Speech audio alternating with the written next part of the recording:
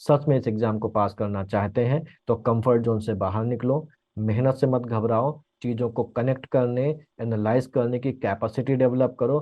फिर देखो कठिन से कठिन एग्जाम आपके सामने घुटने कैसे टेक देता है। सब नहीं तो अधिकांश लोग ये सोचते हैं कि इतना डिटेल पढ़ना जरूरी नहीं है और इतना डिटेल नहीं आएगा। कोई भी परिस्थिति हो, आपके पास जॉब हो, आपके ऊपर घर की जिम्मेदारी हो, या कोई भी, अगर आपने कोई काम अपने सर पे लिया है, कोई एग्जाम देने की बात आपने सोची है, तो आपको उसको प्रॉपर टाइम देना पड़ेगा, भले ही आपको सर के बल खड़ा होना पड़े। आप एग्जाम देने जा रहे हैं तो उसको ठीक से दीजिए। कोई भी ऐसा सवाल नहीं है जो बिना पढ़ा आया हो। कहीं ना कहीं मैंने पढ़ाया है, मुझसे नहीं पढ़ा तो कहीं ना कहीं जहां आपने पढ़ा होगा वहां पर आपने इसको जरूर देखा होगा। एक यूपी का हाईएस्ट लेवल का एग्जाम है स्टेट का, इसकी अपनी एक इज्जत है, तो उसकी इज्जत बनाए रखिए।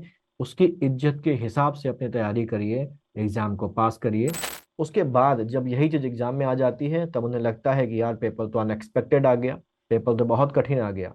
पेपर अनएक्सपेक्टेड नहीं आया।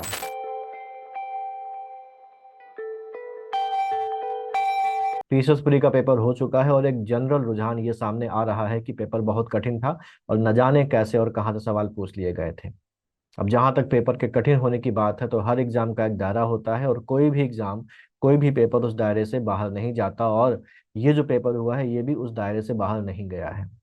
समस्या ये है कि पेपर तो अपने दायरे में है, लेकिन पेपर के साथ हमने भी अपना एक अलग दायरा बना लिया है और हम उस दायरे में कैद हो गए हैं, जिसकी वजह से पेपर का दायरा हमें बहुत बड़ा और आउट ऑफ रीच लगने लगता है।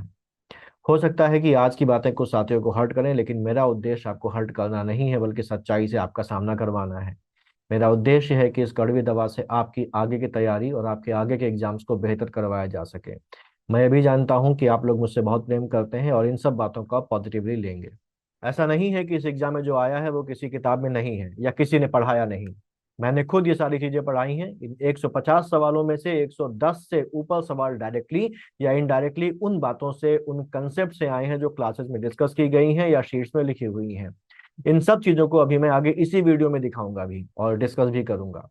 लेकिन अक्सर हम इन चीज़ों को हल्के में ले लेते हैं। जो लोग जुड़े हैं वो जानते हैं कि मैं खुद मेहनत करके चीज़ों को डिटेल में लेकर जाता हूँ। फिर भी सब नहीं तो अधिकांश लोग ये सोचते हैं कि इतना डिटेल पढ़ना जरूरी नहीं है और इतना डिटेल नहीं आएगा, या फिर वो एक समय के बाद मेहनत से कतराने लगते हैं। इसकी कई सारी वजहें हैं। बहुत सारे लोग जॉब में रहते हैं, बहुत सारे लोग थोड़ा सा पीछे हो जाते हैं, और जब दोबारा से वो अपनी रूटीन पकड़ते हैं तब तक जो सिलेबस होता है वो बहुत आगे निकल जाता है और उसको पकड़ना उनको नामुमकिन लगने लगता है, और वो चुपचाप बिना बताए अलग हटकर बैठने लगते हैं, तैयारी से पीछे हटने लगते हैं। मैं हमेशा कहता हूँ जब भी सिचुएशन है तो मुझसे बात करिए, मुझे बताइए कि क्या समस्या आ रही है, आप कितना पीछे चल रहे हैं, आपको क्या दिक्कतें आ रही हैं। लेकिन उसके बावजूद भी बहुत सारे लोग कुछ नहीं बताते और उनकी तैयारी पीछे छूटने लगती है। तो ये जो चीज़ें इतनी डिटेल में मैं पढ़ा रहा हूँ या पढ़ाई है मैंने, जो लोग जुड़े रहे हैं वो सब जानते हैं कि हम लोग कितना डिटेल में लेके गए हैं पॉलिटी को, इकोनॉमिक्स को, जियोग्राफी को, और हिस्ट्री और बाकी चीज़ों को भी। तो जब ये बात होती है कि इतना डिटेल एग्जाम में नहीं आएगा और इतना डिटेल में पढ़ना जरूरी नहीं है, उसके बाद जब यही चीज एग्जाम में आ जाती है तब उन्हें लगता है कि यार पेपर तो अनएक्सपेक्टेड आ गया, पेपर तो बहुत कठिन आ गया। पेपर अनएक्सपेक्टेड नहीं आया। पेपर ने अपना पैटर्न नहीं बदला, पेपर ने अपना लेवल ऊपर नहीं उठाया है, बल्कि मेरे दोस्त तुम अभी पेपर के लेवल में नहीं आ पाए। मैंने हमेशा क्लास में कहा है कि पेपर आपके लेवल पर नहीं आएगा, बल्कि आपको पेपर के लेवल पर आना होगा। हमारे सामने पूरा सिलेबस होता है जिसके लिए best standard books, best material और अच्छे मेंटर्स भी हमारे आसपास मौजूद होते हैं, लेकिन हम चाहते ये हैं कि हमें कम से कम मेहनत में ज़्यादा से ज़्यादा फायदा मिल जाए, और इस चक्कर में हम बने बनाए मटेरियल, गाइड टाइप्स की किताबों और आसान रास्ते की तरफ भागना शुरू कर देते हैं। हम चीज़ों को कनेक्ट करने, बातों को एनालाइज करने और अपने थॉट प्रोसेस को डेवलप करने की कोशिश ही नहीं करते। हमें चाहते हैं कि हमें कोई ऐसी किताब, कोई ऐसा मटेरियल मिल जाए जो बहुत सीमित पन्नों में हमारा एग्जाम क्लियर करवा दे।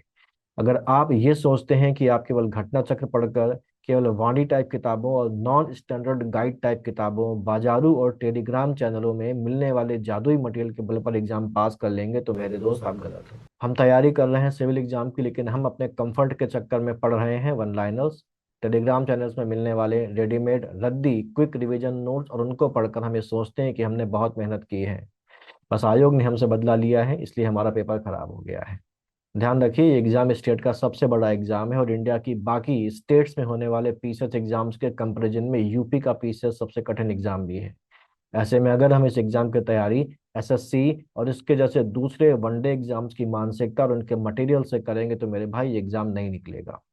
हम इस एग्जाम को क्रैक भी करना चाहते हैं और हम ये भी चाहते हैं कि बिना मेहनत के कम से कम चीजें पढ़कर, शॉर्ट नोट्स पढ़कर, करंट को बिल्कुल लास्ट के लिए छोड़कर और अंत में केवल दुनिया भर के मैराथन वीडियो देखकर इस एग्जाम को निकाल लेंगे तो ये हमारी बहुत बड़ी गलती है। मैं हमेशा कहता हूँ कि कंफर्ट जोन दुनिया का सबसे खतरनाक जोन है। जब तक हम इस जोन से बाहर नहीं निकलेंगे, फेलियर का जो विशियस सर्कल ये चल रहा है ये चलता रहेगा। ऐसा नहीं है कि अच्छा मटेरियल, अच्छी किताबें और अच्छा पढ़ाने वाले मौजूद नहीं है। एक से बढ़कर एक, आपसे ज्यादा आपके ऊपर मेहनत करने वाले लोग मौजूद हैं, लेकिन हमें खुद भी मेहनत करने की कोशिश करनी चाहिए। लेकिन हमें चाहिए स्पून फीडिंग, हमें चाहिए रेडीमेड मटेरियल, हमें चाहिए कोई ऐसा जो जादू कर दे और कम से कम पढ़ाई में भी हमारा एग्जाम निकल जाए। तो मेरे भाई, अगर आप इस चीज में फंसे हो और बाहर नहीं निकलोगे तो एग्जाम क्या, आने वाला हर एग्जाम आपको कठिन लगेगा और आप कट ऑफ से मीलों दूर रहेंगे। हमें वो इंसान बेकार लगता है जो हमसे मेहनत करवाता है। हम वहीं खींचते हैं जो ये कहता है कि बस इतना पढ़ लो एसडीएम बन जाओगे, या जो ये कहता है कि बस ये 3 किताबें पढ़ के मैंने प्री निकाल लिया। एक बात आप ये जान लो कि जो ये कहता है कि बस इतना पढ़ के मैंने प्री क्लियर कर लिया या मेंस क्लियर कर लिया, या जो ये कहता है कि मैंने बस 3 किताबें पढ़ के प्री निकाल लिया, तो यकीन मानिए कि या तो वो झूठ बोल रहा है या उसका प्री कभी निकला ही नहीं। सफलता का कोई शॉर्टकट नहीं होता, सफलता केवल एक चीज से मिलती है जिसका नाम है मेहनत। ऐसा नहीं है कि एग्जाम देने वाले मेहनत नहीं करते, लेकिन मेहनत भी सही दिशा में होनी जरूरी है। गलत दिशा में की गई मेहनत आपको मंजिल के करीब नहीं बल्कि और दूर ले जाती है, इसलिए सही रास्ता पता होना जरूरी है। आजकल सैकड़ों यूट्यूब चैनल्स हैं, हजारों टेलीग्राम चैनल्स और फेसबुक पेजेस हैं जो तैयारी कराने का काम कर रहे हैं। इनमें बहुत से अच्छे हैं, लेकिन बहुत से ऐसे भी हैं जिनका खुद का कभी प्री नहीं निकला और वो आपके प्री के साथ मेंस भी निकलवाने का दम भरते हैं। अगर उनका खुद का प्री नहीं निकला है तो इसका मतलब ये है कि वो अपनी खुद की वो गलतियां और कमियां ही नहीं पकड़ पाए जिनकी वजह से उनका एग्जाम रुकता रहा या अभी भी रुक रहा है। और अगर वो आपको रास्ता दिखा रहे हैं तो वो आपसे भी वही गलतियां करवाते रहेंगे जो उन्होंने खुद की और कभी पकड़ नहीं पाए। नतीजा वही होगा जो हमेशा होता रहा है, क्योंकि जब एक अंधा दूसरे अंधे को रास्ता दिखाएगा तो दोनों गड्ढे में गिरेंगे और निकालने वाला कोई भी नहीं होगा। ये सब बताने का मेरा ये ऑब्जेक्टिव बिल्कुल नहीं है कि मैं खुद को अच्छा कहना चाह रहा हूँ, ना मैं खुद को अच्छा कह रहा हूँ, ना मैं खुद की बड़ाई कर रहा हूँ और ना ही किसी की बुराई कर रहा हूँ। मैं बस ये चाहता हूँ कि आपके पास जीवन के जो सुनहरे साल हैं जिसमें आप अपना भविष्य बना सकते हैं, जिसमें सही दिशा पकड़कर आप अपना, अपने माँ बाप का, अपने परिवार का जीवन बदल सकते हैं, अपने सपनों को पूरा कर सकते हैं, वो साल आपके बर्बाद ना हो। मेरा ये मानना है कि किसी का भविष्य बर्बाद करने से बड़ा पाप दुनिया में कोई और है ही नहीं। तो मेरे भाइयों और मेरी बहनों, अगर सच में कुछ बनना चाहते हैं, सच में इस एग्जाम को पास करना चाहते हैं, तो कंफर्ट जोन से बाहर निकलो।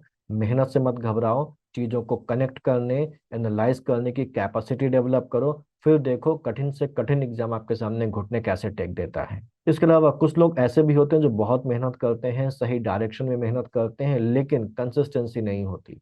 वो कंसिस्टेंसी ना होने की कई सारी वजहें हैं, घर की प्रॉब्लम्स हो सकती हैं, जॉब हो सकता है, या और कोई दिक्कत हो सकती है। लेकिन यहाँ पर एक बात आप ध्यान रखिए कि कंपटीशन सबके लिए उतना ही है। आप जॉब में हैं तो भी आपके लिए उतना ही कंपटीशन है जितना कंपटीशन एक ऐसे बच्चे के लिए है जो जॉब नहीं कर रहा है।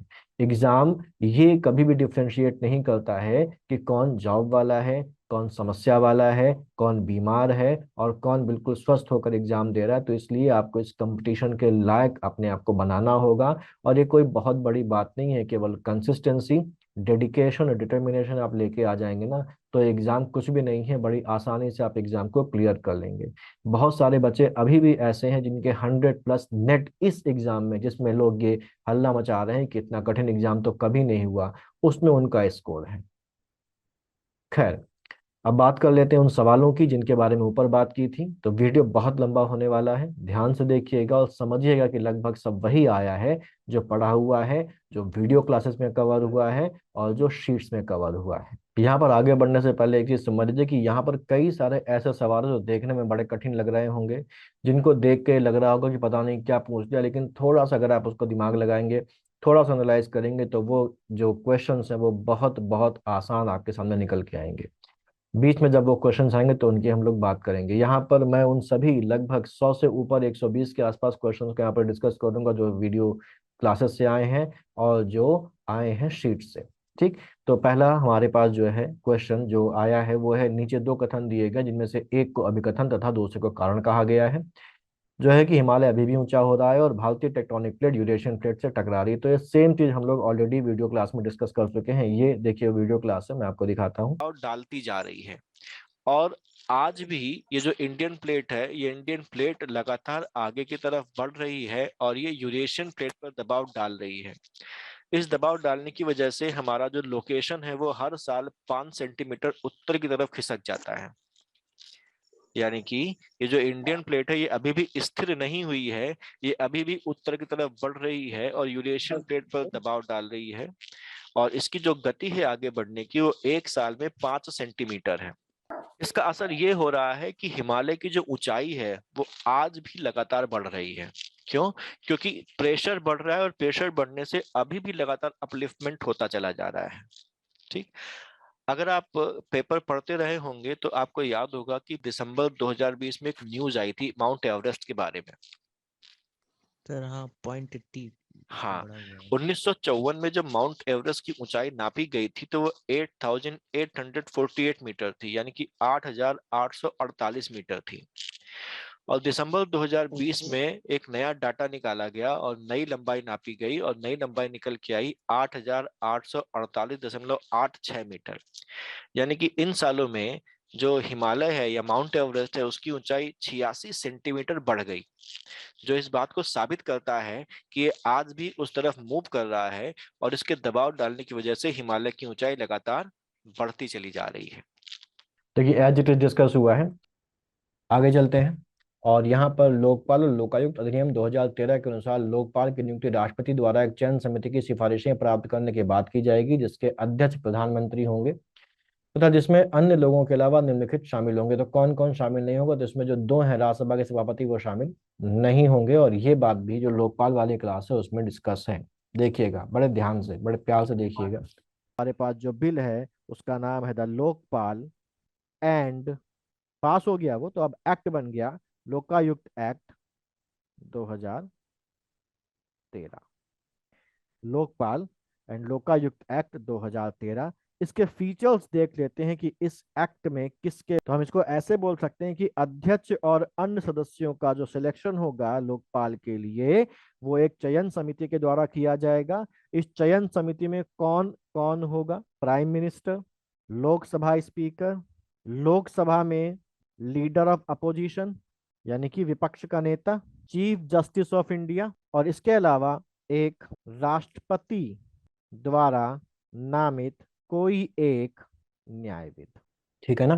तो इससे आप आसानी से बता सकते हैं कि कौन शामिल है कौन शामिल नहीं है, पढ़ा हुआ है। फिर आता है भाषाई अल्पसंख्यकों के लिए विशेष अधिकारी के संदर्भ में निम्नलिखित कथनों पर विचार करिए कि संविधान में प्रत्येक राज्य हेतु भाषाई अल्पसंख्यकों के लिए विशेष अधिकारी के पद का प्रावधान किया गया। गलत है। संविधान में भाषाई अल्पसंख्यकों के लिए विशेष अधिकारी के पद का प्रावधान तो है, लेकिन वो हर राज्य के लिए नहीं है, तो ये गलत है। और नवे संविधान संशोधन अधिनियम द्वारा इसके लिए एक नया अनुच्छेद 350 बी जोड़ा गया है। तो ये शीट में है, कॉन्स्टिट्यूशनल बॉडीज वाला जो सेगमेंट है उसमें आपको मिल जाएगा कि इसको नवे से नहीं बल्कि सातवें संविधान संशोधन से जोड़ा गया था, यानी कि दोनों ही गलत है। ठीक है। 350 बी। और भाषा अल्पसंख्यक आयुक्त कहा जाता है इसको, नियुक्त इसकी राष्ट्रपति करता है। मुख्यालय इसका कहाँ है? प्रयागराज उत्तर प्रदेश में है, और 3 क्षेत्रीय कार्यालय हैं बेलगाम, चेन्नई और कोलकाता में। ठीक। हर राज्य के लिए इसको बनाने का कोई भी प्रावधान संविधान में नहीं किया गया है। फिर बलवंत राय मेहता समिति द्वारा अनुशंसित त्रिस्तरीय पंचायती राज में निम्नलिखित में से कौन सा एक स्तर नहीं है? पंचायत समिति, न्याय पंचायत, ग्राम पंचायत, जिला पंचायत। तो बलवंत राय मेहता ने जो त्रिस्तरीय पंचायती राज का जो सिस्टम बताया तो उसमें 3 समितियां थी, ग्राम के लेवल पे, ब्लॉक के लेवल पे और जिले के लेवल पे। ग्राम के लेवल पे थी ग्राम पंचायत, ब्लॉक के लेवल थी पंचायत समिति या पंचायत परिषद, और जिले के लेवल पे थी जिला परिषद या जिला पंचायत। ठीक है।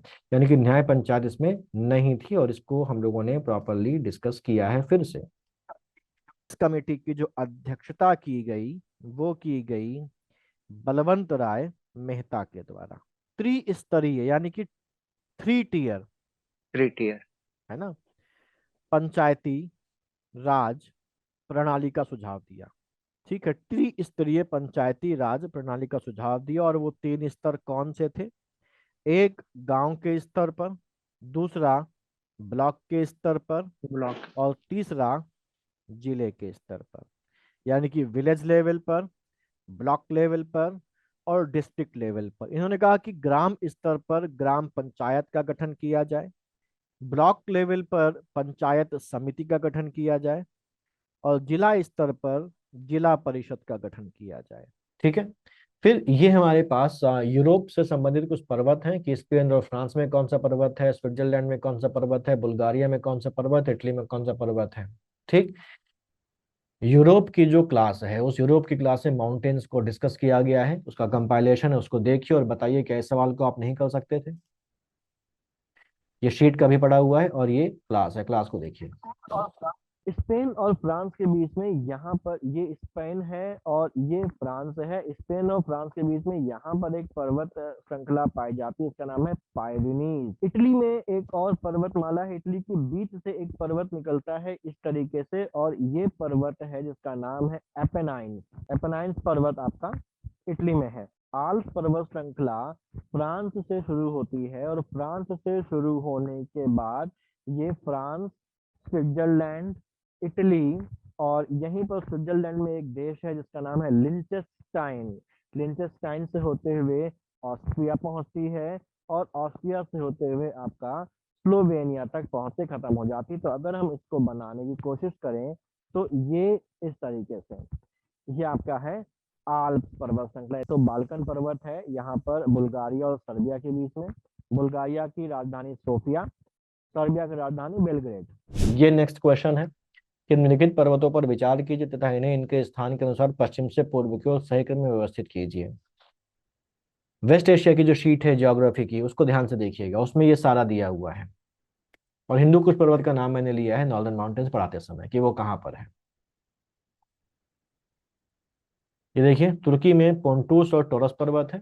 ये देखिए टॉरस पर्वत है, और यहाँ पर यही तुर्की में ही हमारा पोंटूस पर्वत है। ठीक है, ऊपर देखिए पोंटूस पर्वत लिखा हुआ है। फिर ईरान में अल्बुर्ज और जगरोस पर्वत है। अल्बुर्ज और जगरोस कहाँ पर है? इराक में है। और हिंदू कुश पाकिस्तान अफगानिस्तान की तरफ पड़ता है। और काराकोरम हमको पता है कहाँ पर है, ये ट्रांस हिमालयाज है। तो इनको अगर लोकेशन देख के हम इनको आसानी से समझा सकते हैं, इनको अरेंज कर सकते हैं पश्चिम से पूर्व और पूर्व से पश्चिम, है ना, कर सकते हैं। फिर यहाँ पर कुछ रिवर्स हैं, निम्नलिखित युग्मों और में से कौन सा सही सुमेलित नहीं है? अमूल नदी उत्तर पूर्व बहती है, मेकांग नदी दक्षिण पश्चिम बहती है, सिर दरिया उत्तर पश्चिम, अंगारा नदी उत्तर। तो इनमें से सिर दरिया को अगर छोड़ दिया जाए तो ए, बी और डी प्रॉपरली बताए हैं। ठीक, इनको मैंने डायग्राम बनाकर दिखाया है, तो डायग्राम से आप इनकी दिशा भी समझ सकते हैं। यहाँ पर देखिए, ये जो है, ये अंगारा नदी है वो येनिसी नदी की सहायक नदी है। ये जो येनिसी नदी है वो दो नदियों सेलंगा और ऊपरी अंगारा के मिलने से बनती है। येनिसी अगर देखें तो दक्षिण से उत्तर की तरफ बह रही है, तो जाहिर सी बात है इसकी जो ये सहायक नदी होगी, ये अंगारा, वो भी कहाँ बहेगी? ऊपर की तरफ बहेगी। ठीक है, लेक बैकल से निकलती है, ये भी लिखा है लेक बैकल से निकलती है। और कहाँ पर गिरती है? कारासागर में। तो लेक बैकल नीचे और कारासागर ऊपर है, तो ये कहाँ जा रही है? उत्तर की तरफ जा रही है। वहीं अगर यहाँ पर देखें बाकी नदियों के बीच में, अमूल नदी कहाँ पर है? अमूल नदी देखिए, ये है अमूल नदी, जो चीन और रूस के बीच में सीमा बनाती है। तो वैसे तो अगर देखा जाए तो ये पश्चिम से पूर्व की ओर बह रही है, लेकिन अगर और टेक्निकली देखें तो ये ऊपर की तरफ जा रही है, तो हम इसको पश्चिम से पूर्व ही बोल सकते हैं। और क्वेश्चन में थोड़ा सा इसको घुमा दिया गया है, इसको कहा गया है पश्चिम से उत्तर पूर्व। तो ये ऊपर की तरफ भी तो जा रही है, तो उत्तर पूर्व भी हो जाएगा, उत्तर पूर्व दिशा की ओर भी बह रही है, तो वो भी हम यहाँ से इसको डिड्यूस कर सकते हैं। फिर हम लोग आ जाते हैं जो मेकॉन्ग रिवर है उसमें। के बारे में बस ये ध्यान रखना है कि यहाँ पर एक रिवर गुजरती है जिसका नाम है मेकॉन्ग, जो लाओस और म्यांमार के साथ साथ लाओस और थाईलैंड के बीच में बॉर्डर शेयर करती है।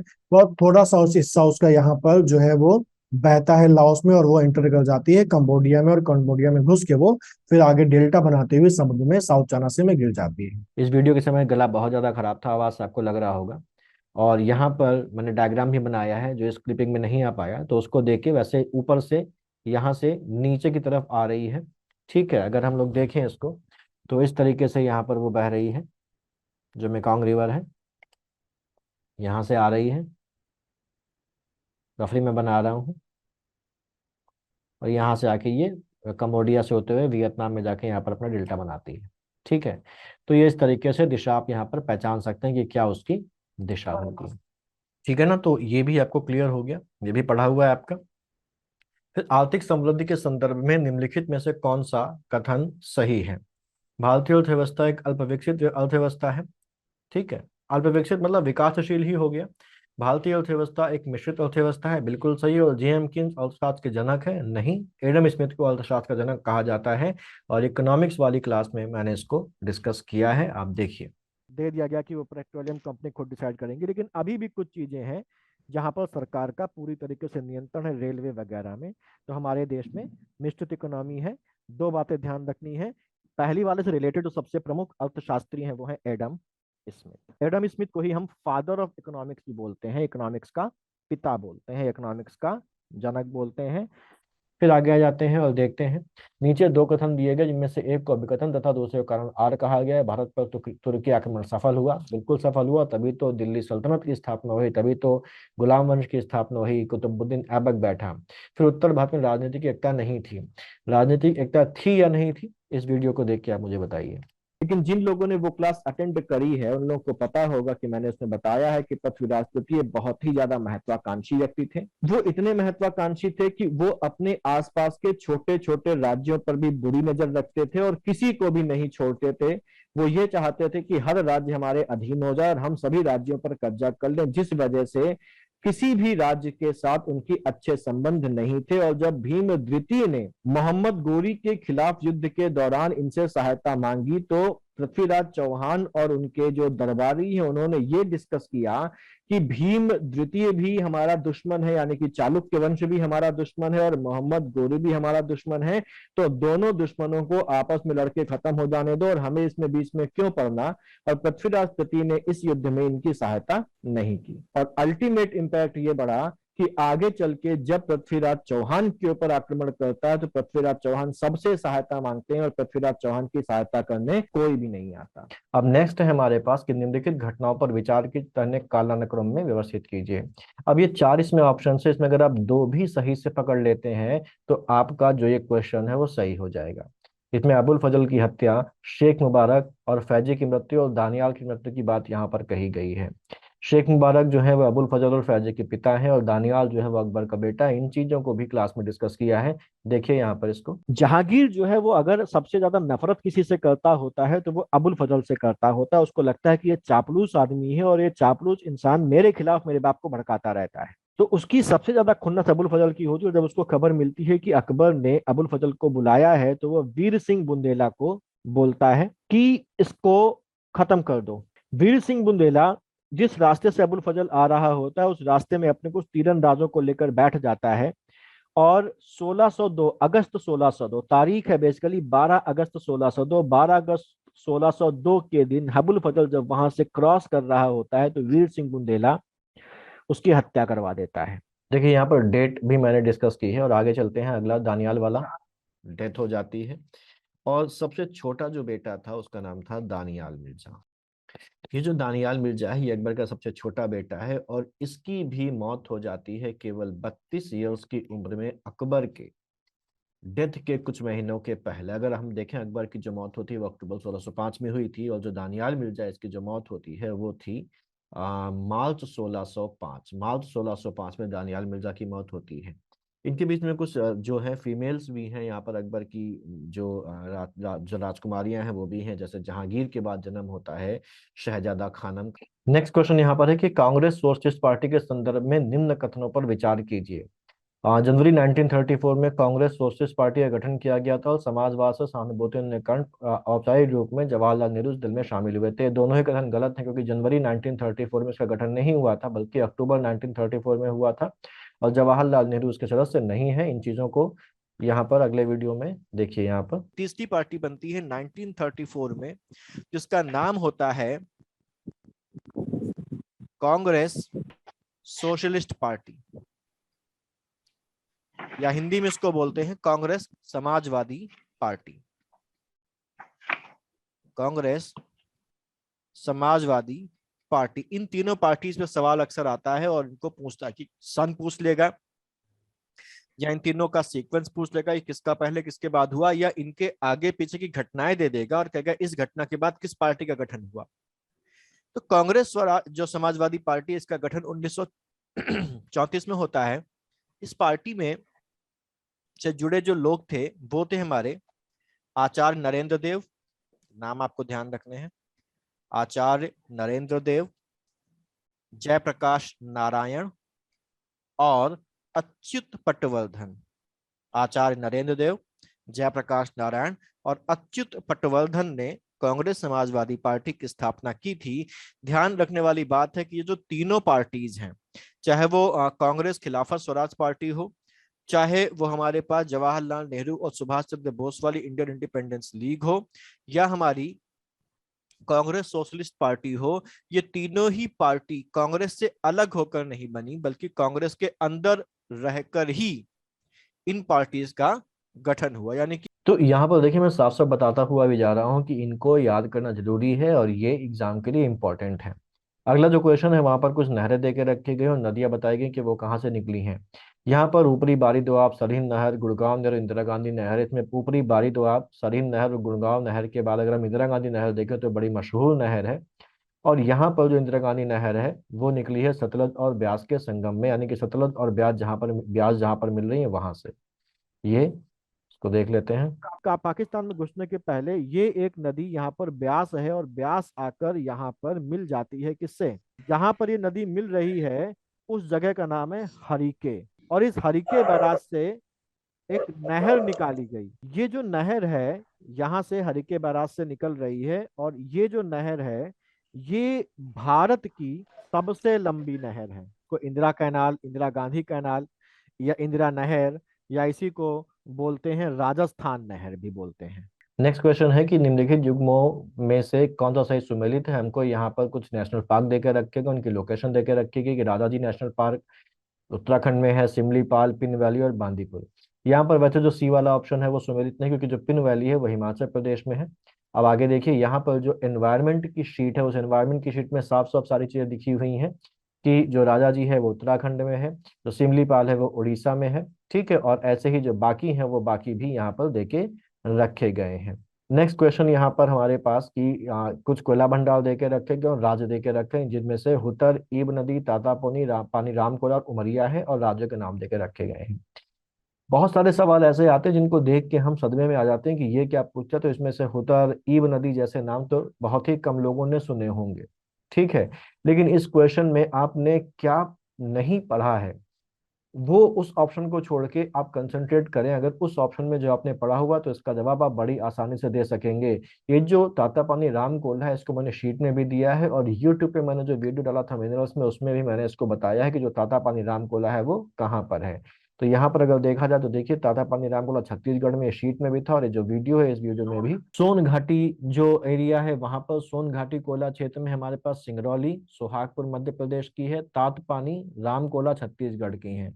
इनको ध्यान रखिए। ठीक, तो अगर आपको तातपानी रामकोला पता है छत्तीसगढ़ का तो सी का 2 है, और ये सी में 2 आप बिल्कुल आसानी से डी ऑप्शन के ऊपर टिक कर सकते थे जो बिल्कुल सही होता। ठीक, अब इसके बाद जो नेक्स्ट है कि लूनर पोलर एक्सप्लोरेशन मिशन यानी कि लूपेक्स के संदर्भ में निम्नलिखित में से कौन सा कथन सही है। तो ये पहला ऑप्शन है कि भारत जापान के बीच संयुक्त चंद्र मिशन के लिए साझेदारी जो भविष्य में लॉन्च किया जाएगा, बिल्कुल सही है।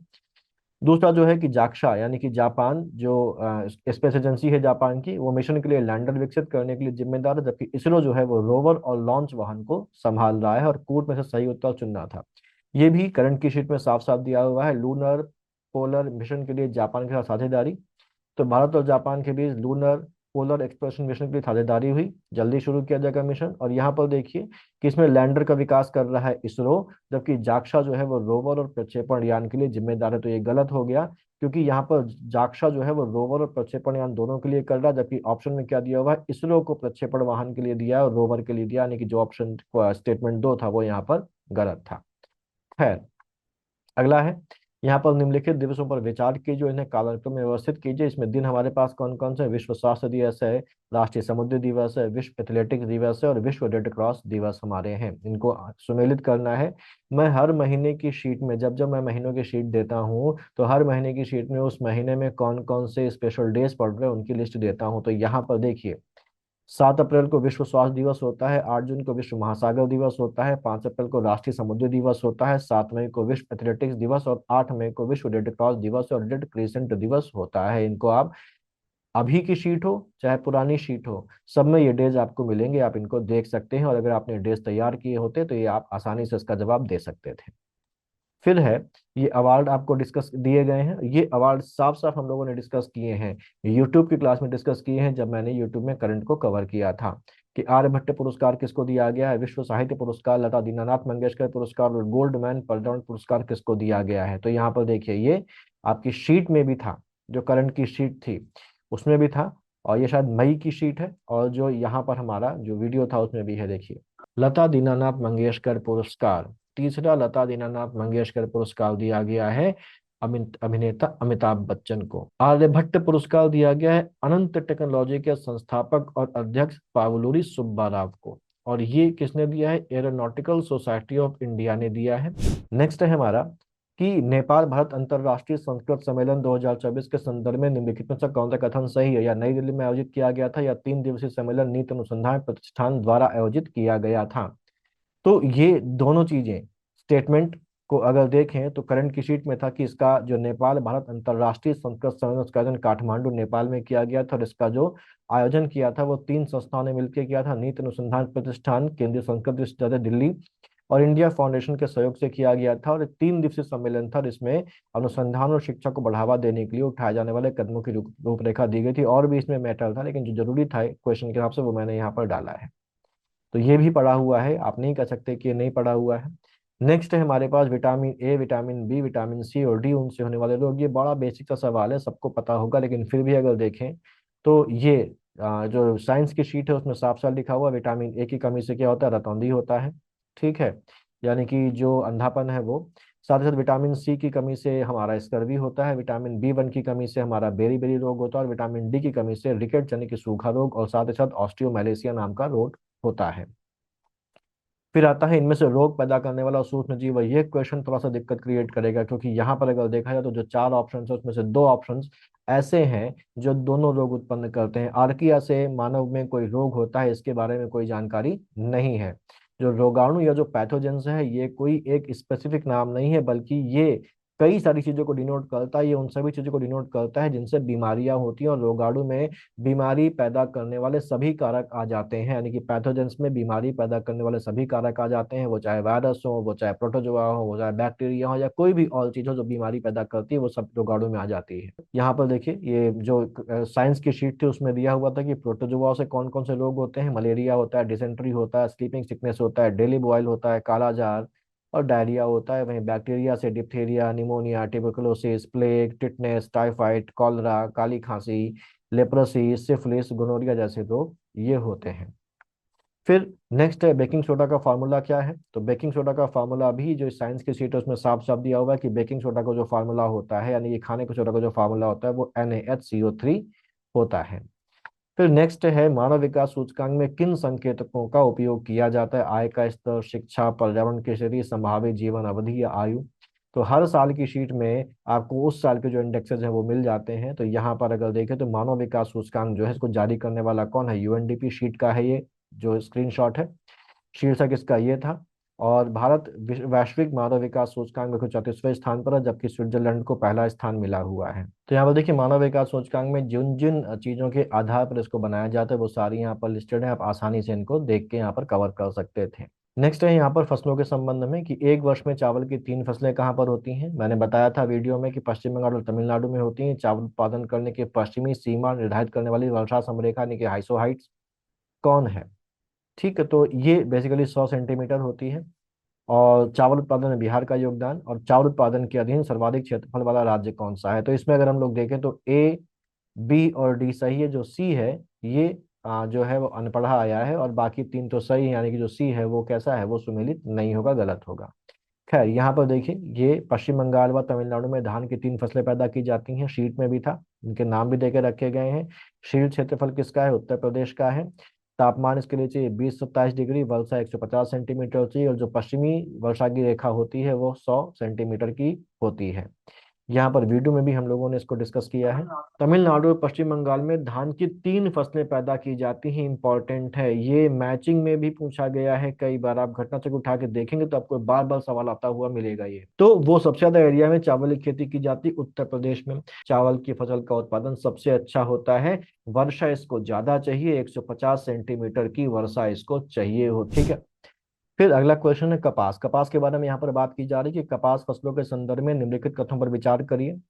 क्वेश्चन गिनते जाइए कितने हो रहे हैं, ठीक है, मैंने 120 बोले हैं।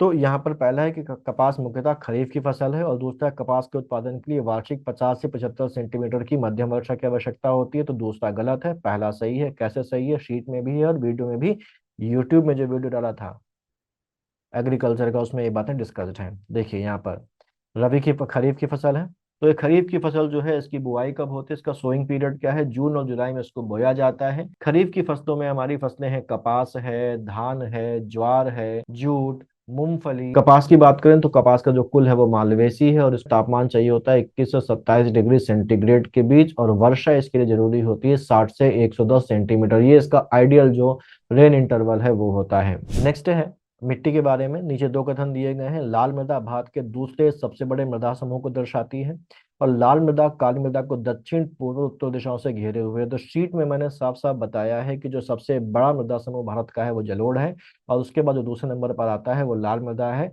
और जो बाकी मृदाएं हैं उनकी लोकेशन मैंने शीट में पॉइंट वाइज बता के रखी गई। तो अगर आप उनको ध्यान से देखेंगे तो उनकी जो लोकेशन के मुताबिक अगर देखा जाए तो लाल मृदा के तीनों तरफ उसको जो काली मृदा के क्षेत्र हैं वो पाए जाते हैं, यानी कि जो आर है वो भी सही है यहाँ पर। तो यहाँ पर देखिए सबसे ज्यादा क्षेत्रफल में क्या है, जलोढ़ है, लाल, काली और लैटराइट। और काली मिट्टी की पोजीशन अगर आप देखें तो महाराष्ट्र, दक्षिण मध्य प्रदेश, गुजरात वगैरह में पाई जाती है। तो अगर हम इनकी लोकेशन को देखें तो यहाँ जहां पर भी लाल मृदा है उसको जो काली मृदा है वो चारों तरफ से घेरे हुए इस लोकेशन के हिसाब से, ठीक है। पश्चिम मध्य प्रदेश में है, गुजरात में है, और ऊपर भी, ठीक। तो ये घेरे हुए हैं, तो दोनों ही कथन सही हैं। फिर फ्लाई 91, बहुत से लोगों ने कहा कि ये सवाल करंट का किसी बुक में नहीं मिला, लेकिन जो करंट की शीट थी उसमें एक क्वेश्चन था। आप देखें केवल मई की जो करंट की शीट है उससे 5 से 6 सवाल आए हैं एग्जाम में। तो फ्लाई 91 के बारे में यहाँ पर कहा गया है भारत में शुरू की गई नई एयरलाइन है, उसकी पहली उड़ान 18 मार्च 2024 को मनोहर अंतर्राष्ट्रीय हवाई अड्डे से शुरू हुई है। जो मनोहर अंतर्राष्ट्रीय हवाई अड्डा है वो मोपा में है, ठीक है। मनोहर पर्रिकर के नाम पर इसको खोला गया है, मोपा हवाई अड्डा है ये। और भारत की नई क्षेत्रीय एयरलाइन जो शीट में देकर रखा गया है फ्लाई 91 के बारे में, कि देश की एक और क्षेत्रीय एयरलाइन फ्लाई 91 ने 18 मार्च से कमर्शियल सर्विसेज शुरू करी। नागरिक उड्डयन मंत्री ज्योतिरादित्य सिंधिया ने वर्चुअली हरी झंडी दिखाई थी, और इसकी उड़ान जो है उद्घाटन वो कहाँ से हुई, गोवा के मोपा हवाई अड्डे से। और मोपा हवाई अड्डे का ही दूसरा नाम है मनोहर हवाई अड्डा, यानी कि मनोहर पर्रिकर के नाम पर जो नाम रखा गया है वो। तो ये भी देखिए पढ़ा हुआ है, ऐसा नहीं कह सकते कि नहीं पढ़ा हुआ है। फिर आता है निम्नलिखित घटनाओं पर विचार कीजिए तथा उनको कालानुक्रम अनुसार व्यवस्थित कीजिए। तो आपको दिवस देके रखे गए हैं, विश्व विरासत दिवस, विश्व थायराइड दिवस, विश्व तंबाकू निषेध दिवस, अंतर्राष्ट्रीय प्रकाश दिवस। इनमें से आपको लगभग जो सभी हैं वो मई में मिल जाएंगे। मई वाली करंट को उठा के आखिरी पन्ने में देखिएगा, आपको सभी दिवस ये देखने को मिल जाएंगे लाइन से। तो ये देखिए विश्व थायराइड दिवस 25 मई को है, विश्व तंबाकू निषेध दिवस 31 मई को है, और अंतर्राष्ट्रीय प्रकाश दिवस 16 मई को है, ठीक है। तीनों ही आपको देखने को मिले। फिर अगला है हमारा कि सूची 1 को सूची 2 से सुमेलित करिए। तो इसमें गोपी थोटाकुरा जो है हमारे भारत में जन्मे, ये हैं पहले भारतीय अंतरिक्ष पर्यटक हैं। हम लोगों ने क्लास में डिस्कस किया था। दीपा कर्माकर के बारे में सब जानते हैं कि एशियाई चैंपियनशिप में स्वर्ण जीतने वाली पहली भारतीय महिला जिम्नास्ट हैं। देव पटेल मशहूर हैं स्लम डॉग मिलेनियल से, और ये ब्रिटिश अभिनेता हैं जिन्होंने थ्रिलर मंकी मैन के साथ निर्देशन की शुरुआत करी है। तो यहाँ पर गोपी थोटाकुरा के बारे में जो हम लोगों ने डिस्कस किया था क्लास में। नेक्स्ट पॉइंट हमारे पास है कि जो गोपी थोटाकुरा है वो अंतरिक्ष में जाने वाले दूसरे भारतीय और पहले अंतरिक्ष पर्यटक बने हैं। आंध्र प्रदेश के रहने वाले हैं, बेसिकली एक इंडस्ट्रियलिस्ट हैं, साथ ही साथ पायलट भी हैं, जिनका नाम है गोपी थोटाकुरा, और ये अंतरिक्ष में जाने वाले दूसरे भारतीय और पहले अंतरिक्ष पर्यटक बन गए हैं।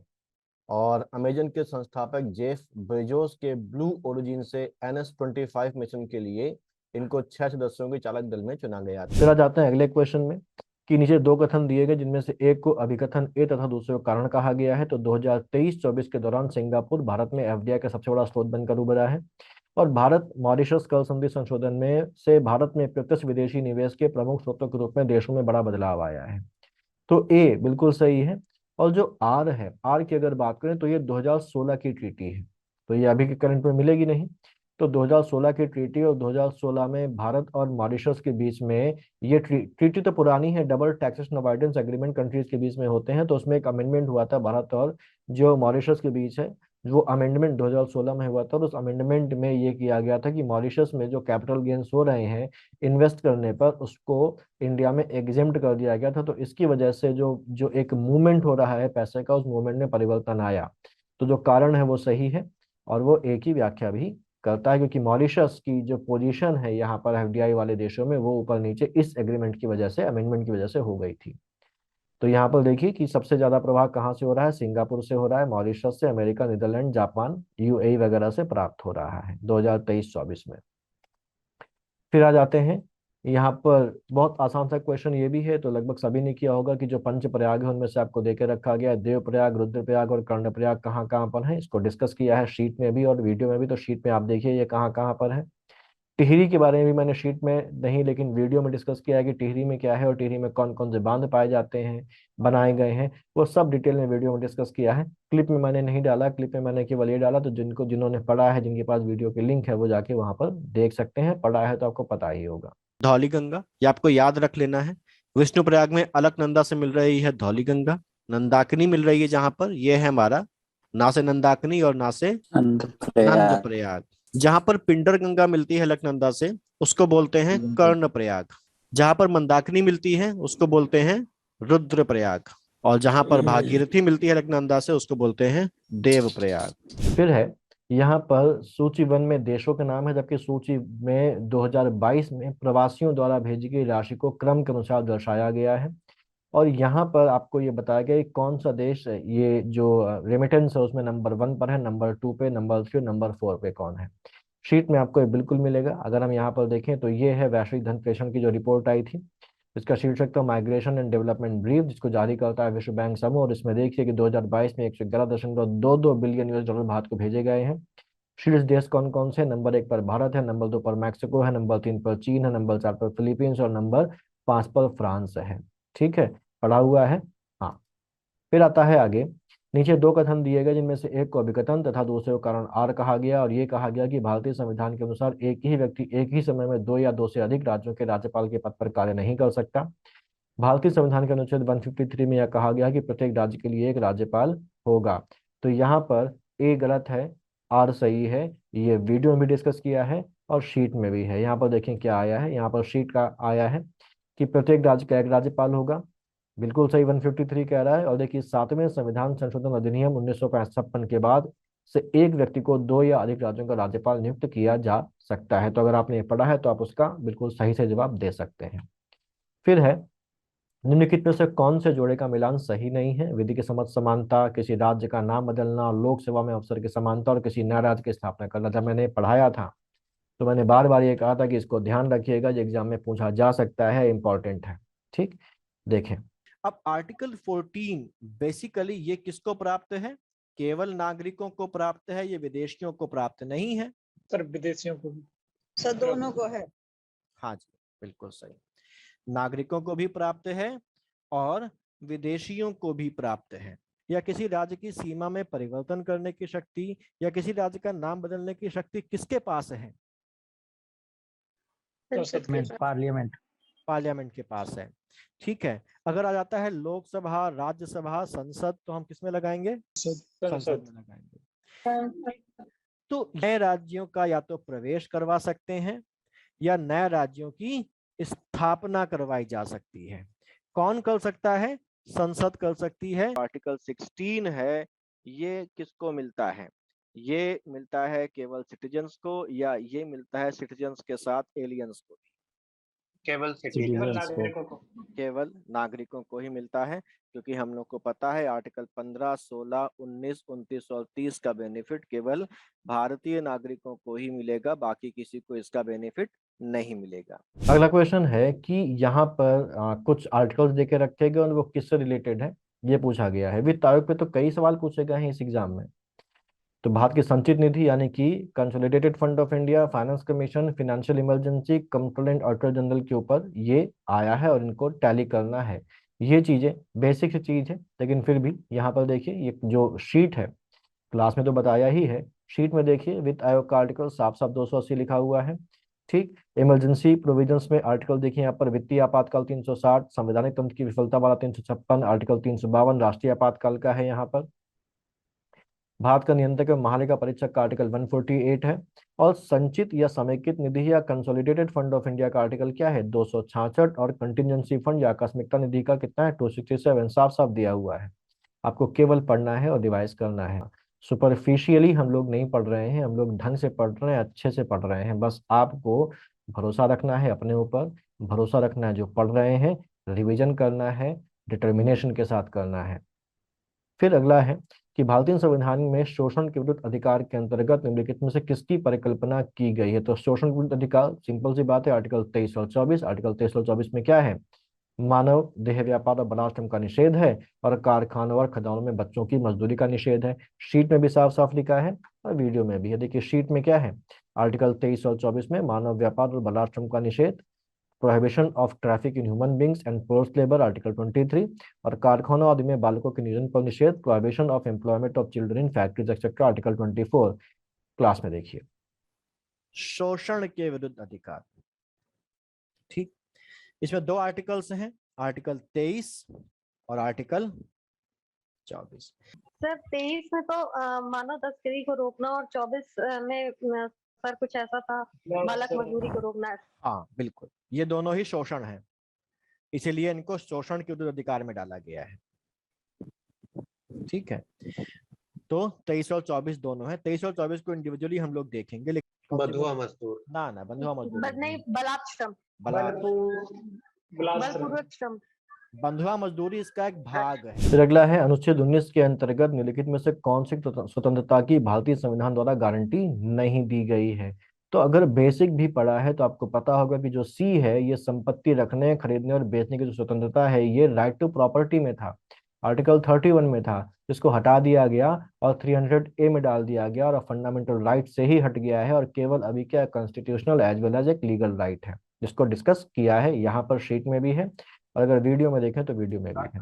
राइट टू प्रॉपर्टी था, ये बेसिकली आर्टिकल 31 में दिया हुआ था, और इस आर्टिकल 31 को 44th कॉन्स्टिट्यूशन अमेंडमेंट एक्ट 1978 के द्वारा फंडामेंटल राइट से हटा दिया गया। ठीक है ना, क्लियर। फिर है भारत के संविधान में निम्नलिखित में से क्या कथित है या है, यानी कि दोनों में से कौन सी बातें भारत के संविधान में कही गई है। पहला है राष्ट्रपति संसद के किसी भी सदन का सदस्य नहीं होगा, बिल्कुल सही है। संसद राष्ट्रपति और दोनों सदनों से मिलकर बनेगी। याद करिएगा, जिन लोगों ने पढ़ा है उनकी बात कर रहा हूँ कि, और जिन्होंने क्लास में पढ़ा है वो भी, कि राष्ट्रपति जो है वो संसद का हिस्सा होता है, भाग होता है, लेकिन संसद का सदस्य नहीं होता। देखिए पार्लियामेंट में लेजिस्लेटिव प्रोसेस को फॉलो करके लेजिस्लेशन बनाया जाता है, विधान बनाया जाता है, और इस विधान बनाने के लिए 3 बॉडीज हमारे पास हैं, एक लोकसभा है, एक राज्यसभा है, और एक प्रेसिडेंट है। यानी कि पार्लियामेंट के कितने भाग हो गए, लोकसभा, राज्यसभा और राष्ट्रपति। अब प्रेसिडेंट जो है वो पार्लियामेंट का हिस्सा तो होता है, हिस्सा, मुझे बताइएगा मैं सच बोल रहा हूँ कि झूठ बोल रहा हूँ। पार्लियामेंट का हिस्सा है पर पार्लियामेंट का सदस्य नहीं है, सही या गलत? सही है सर। सही। तो पार्लियामेंट का हिस्सा है पर पार्लियामेंट का सदस्य नहीं है। पार्लियामेंट का हिस्सा इसलिए है, ठीक है। फिर भारतीय संविधान में कोई संशोधन लाने का उपक्रम किया जा सकता है, यानी कि an amendment to be constitution of India can be initiated by the, किसके द्वारा किया जा सकता है।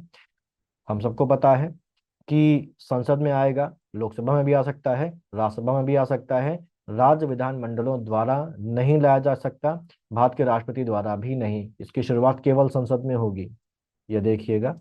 ये अमेंडमेंट बिल हमको सदन में पेश करना होगा, सदन में पेश करना होगा, और ये हम सदन के किसी भी हाउस में पेश कर सकते हैं। लोअर हाउस यानी कि लोकसभा में भी पेश कर सकते हैं, और अपर हाउस यानी कि राज्यसभा में भी पेश कर सकते हैं। तो अक्सर सवाल आता है कि संविधान संशोधन जो बिल है, विधेयक है, वो कहाँ पेश किया जाएगा। तो इसका उत्तर है लोकसभा और राज्यसभा दोनों में से कहीं पर भी पेश किया जा सकता है। राज्यों की विधानमंडलों में इसके संबंध में कोई भी बात नहीं होती है। राज्यों की विधानमंडलों के पास कोई भी अधिकार नहीं है संविधान के संशोधन के बारे में बात करने का। फिर भारत के निर्वाचन आयुक्त के निम्नलिखित में से कौन से कार्य हैं? लोकसभा के अध्यक्ष और उपाध्यक्ष तथा राज्यसभा के उपसभापतियों के पदों का निर्वाचन करवाना, नगर पालिकाएं और नगर निगमों के लिए निर्वाचन करवाना और उपयुक्त निर्वाचन से उत्पन्न सभी संदेहों और विवादों का निर्णयन करना। तो लोकसभा के अध्यक्ष और उपाध्यक्ष तथा राज्यसभा के उपसभापति के पद का निर्वाचन करवाना लोकसभा के सदस्यों का काम होता है। नगर पालिकाओं और नगर निगमों के लिए निर्वाचन करवाना राज्य निर्वाचन आयोग का काम होता है, भारत के निर्वाचन आयोग का काम नहीं होता। और निर्वाचन से उत्पन्न सभी संदेहों और विवादों का निर्णयन कोर्ट के द्वारा किया जाता है, जुडिशरी के द्वारा किया जाता है। ठीक है, तो इसका क्या उत्तर होगा आपको पता होगा। यहाँ पर देखिए लिखा भी है कि नगर निगम और पंचायतों के चुनाव प्रक्रिया से निर्वाचन आयोग का कोई संबंध नहीं है, इसके लिए राज्य निर्वाचन आयोग का प्रावधान है।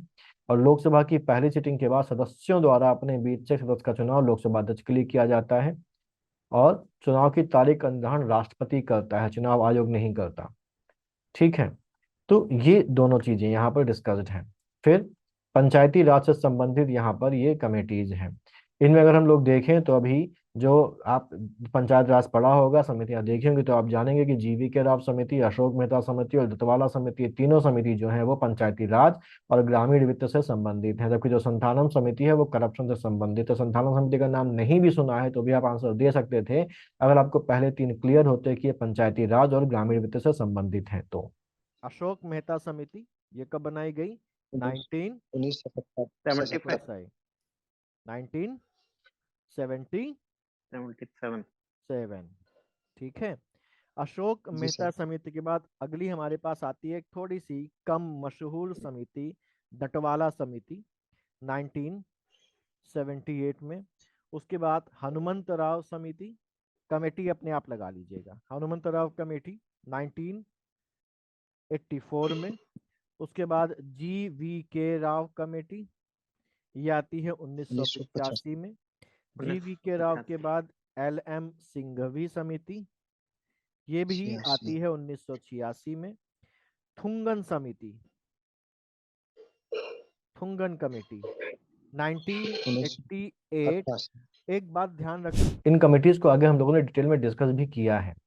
अभी तो नाम की लिस्टिंग हुई है, आगे बहुत डिटेल में डिस्कस किया इन सभी कमिटीज के, इनकी रिकमेंडेशंस को, उन रिकमेंडेशंस का क्या हुआ ये भी डिस्कस किया है।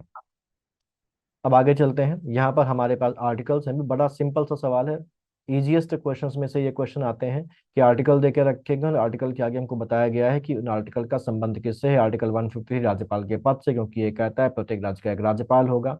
ठीक है, 156 राज्यपाल की पदावधि, 54 कार्यकारी प्राधिकार यानी कि एग्जीक्यूटिव जो उसका अथॉरिटी होती है उसके बारे में, 155 रिमूवल ऑफ द गवर्नर। कहा गया कि इनमें से कौन सा सुमेलित नहीं है, आप देखिए और बताइए खुद की कौन सा सुमेलित नहीं है। लीजिए, आर्टिकल 153 हमसे कहता है कि there shall be a governor for each state, यानी कि प्रत्येक राज्य का एक राज्यपाल होना चाहिए।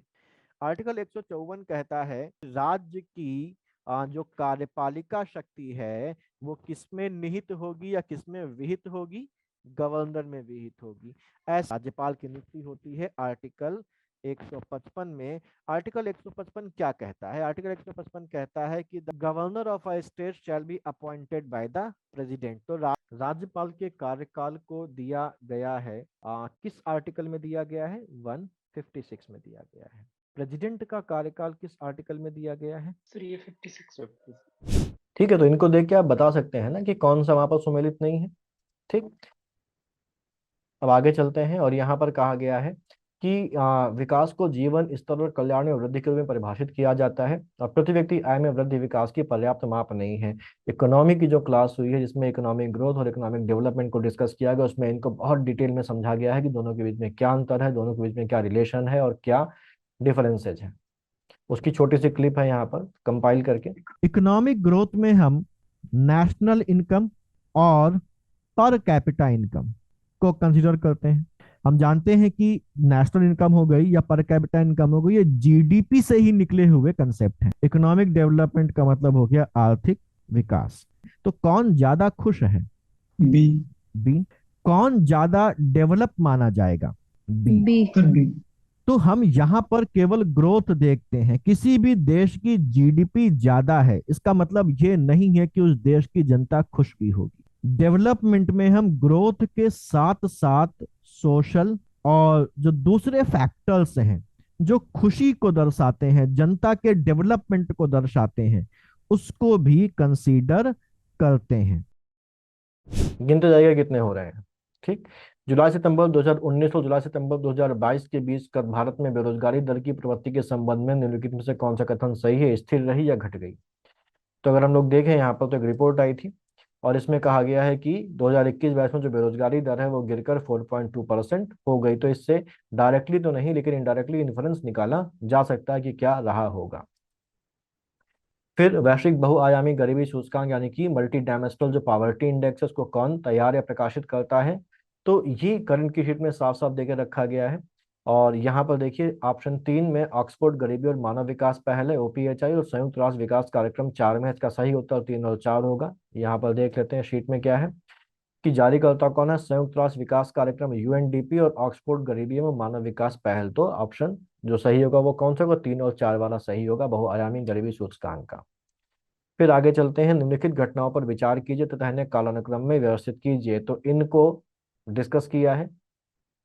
नेशनल मूवमेंट की जो क्लास है उसमें प्रॉपरली डिस्कस किया है। कांग्रेस के पहले की जितनी बॉडीज हैं उनको वहां पर देखिए, इसका एक कंपाइलेशन है यहाँ पर। 1866 में इसका नाम है ईस्ट इंडिया एसोसिएशन। इसका जो गठन है वो किया था दादा भाई नेरोजी ने, और 1876 में स्थापना हुई इंडियन एसोसिएशन ऑफ कैलकाटा। इसकी स्थापना करने वाले जो थे वो थे हमारे सुरेंद्र नाथ बैनर्जी और आनंद मोहन बोस या आनंद कुमार बोस, एक ही बात है। इसको इंडियन एसोसिएशन ऑफ कलकत्ता भी बोलते हैं और कहीं कहीं पर इसे केवल इंडियन एसोसिएशन के नाम से भी लिखा दिखाया गया है। तो आप ध्यान रखिए, इंडियन एसोसिएशन ऑफ कलकत्ता लिख के आ जाए या इंडियन एसोसिएशन भी कहीं कहीं लिखा मिल जाएगा तो वो एक ही बात है। फिर आगे चलते हैं और यहाँ पर निम्नलिखित घटनाओं पर विचार कीजिए तथा इन्हें सही कालानुक्रम में व्यवस्थित कीजिए, सबसे पहले से लेकर सबसे आखिरी गतिविधि तक। तो यहाँ फिर से देखिए, सब डेट के साथ डिस्कस है। रॉयल नेवी का विद्रोह ये होता है बेसिकली, अगर हम तारीख की बात करें तो 18 फरवरी 1946 के आसपास ये विद्रोह होता है। और योजना भेजते हैं, एक और मिशन भेजते हैं भारत में, इसका नाम होता है कैबिनेट मिशन। ये भारत पहुंचता है 29 मार्च 1946 में। और यहाँ पर एक कैबिनेट मिशन मतलब संसदीय मिशन भेजा भारत ने, और इस कैबिनेट मिशन में 3 लोग थे।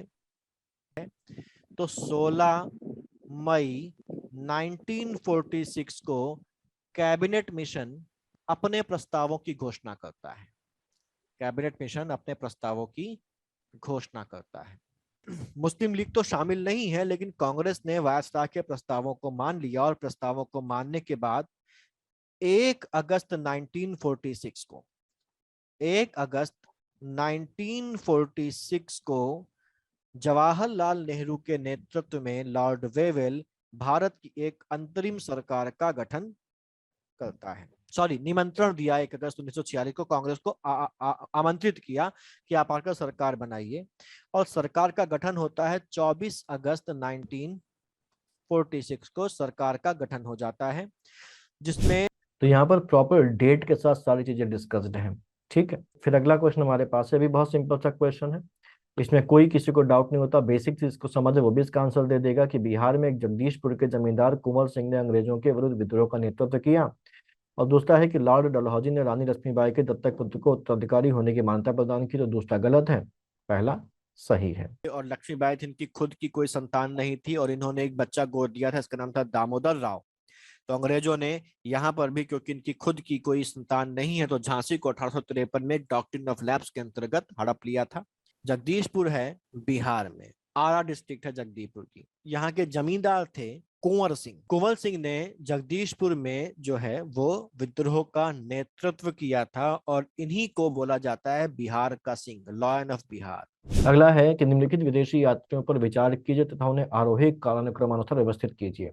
तो ये बड़ा सिंपल है, सबको पता है। और जब हम लोगों ने एंशियंट पढ़ा है तो हम लोगों को पता है कि कौन किसके समय पर आया था, अलबरूनी किसके समय पर आया था, इत्सिंग किसके समय पर आया था, हिंसंग और फायान। उसको कई बार टेस्ट में मैंने इंक्लूड किया है, तो इसमें भी कोई दिक्कत नहीं है, कई बार डिस्कस किया है। फिर नीचे दो कथन दिए गए हैं जिनमें से एक को अभिकथन ए तथा दूसरे को कारण आर कहा गया है कि बलबन ने अपने शासन को सुदृढ़ बनाया और संपूर्ण सत्ता को अपने हाथों में केंद्रित कर लिया। वह उत्तर पश्चिम सीमा को मंगोल आक्रमण से सुरक्षित करना चाहता था। डिस्कस किया है, आप सुनिए और बताइएगा इसमें से सही क्या आंसर होना चाहिए। बलबन को नायबे मुमलकत का पद दे दिया गया या उसने खुद ले लिया, एक ही बात है, क्योंकि सब पूरा जो सत्ता है उसी के हाथ में थी। बलबन मैंने बताया कि बिल्कुल टॉप पर है, सारी शक्ति उसके हाथ में है, तो बलबन बिल्कुल निरंकुश हो जाता है। तो वो इस समय का पूरा इस्तेमाल करता है राज्य को सुदृढ़ करने में। ठीक है, जो भी लोग विद्रोह करना चाहते हैं उनका वो दमन करता है, मंगोल आक्रमण से राज्य की रक्षा करता है। ठीक है, और वो हलाकू के पास एक दूत भेजता है जो बड़े प्यार से हलाकू से बात करता है और हलाकू को आमंत्रित करता है कि आप दिल्ली आइए। तो एक मेहमान की तरह हलाकू को दिल्ली आमंत्रित करता है और ये ध्यान रखता है कि जब वो दिल्ली आए तो वो अपनी पूरी सेना को उस जगह इकट्ठा कर लेता है जहां पर हलाकू आने वाला था। दूसरी बात, इसको दिल्ली आमंत्रित करने के अलावा वो एक घोषणा करवाता है कि जो भी विद्रोहियों का कटा सर लेके आएगा उसको हम 1% इनाम देंगे, और जो किसी भी विद्रोही को जिंदा पकड़ के लाएगा उसको 6% इनाम देंगे। तो जो जनता होती है वो इस इनाम के चक्कर में विद्रोहियों को ढूंढ ढूंढ के, मार मार के, उनके सर काट के और जिंदा पकड़ के बैलगाड़ियों में भर भर के लाती है। तो जब ये हलाकू यहाँ पर आता है तो इधर पूरी सेना खड़ी हुई है और जहां पर हलाकू बैठा है उसके पीछे वो इन सिरों की मीनार खड़ी करवा देता है, जिससे कि हलाकू को लगे कि वो किसी ऐरे गैरे के पास नहीं आया है और उसको लगे कि ये कितनी शक्तिशाली साम्राज्य से वो भिड़ने की कोशिश कर रहा है। हलाकू आता है, ये सब चीजें देखता है, देखने के बाद वो इनसे संधि करता है और वापस लौट जाता है, कोई काम नहीं होता। हलाकू की मौत हो जाती है। हलाकू के बाद मैंने मंगू खान बताया था, ये एक शक्तिशाली मंगोल था, इसकी भी मौत हो जाती है और एक तरीके से मंगोल आक्रमण का खतरा लगभग पूरी तरीके से खत्म हो जाता है। फिर अगला क्वेश्चन जो हमारे पास है वो ये है कि सहमति के आयोग अधिनियम 1891 के संदर्भ में निम्नलिखित कथनों पर विचार करिए। तो ये मुंबई के एक पालतू सुधारक बहराम जी मालाबारी थे जिन्होंने इस कानून की वकालत की थी, बिल्कुल सही है। और इस अधिनियम के को बाल गंगाधर तिलक के नेतृत्व वाली चरमपंथी शाखा ने समर्थन दिया था। ये गलत है। क्यों? क्योंकि इन्होंने विरोध किया था, क्योंकि ये चाहते थे कि भाई अच्छा काम है, लेकिन ये अंग्रेज क्यों कर रहे हैं? हमारे देश के लिए जो भी नियम कायदे वो हमें खुद बनाने चाहिए, हमारे रीति रिवाजों में हस्तक्षेप ना करें। ठीक है ना? और ये क्लास में डिस्कस किया है मैंने बिल्कुल साफ साफ।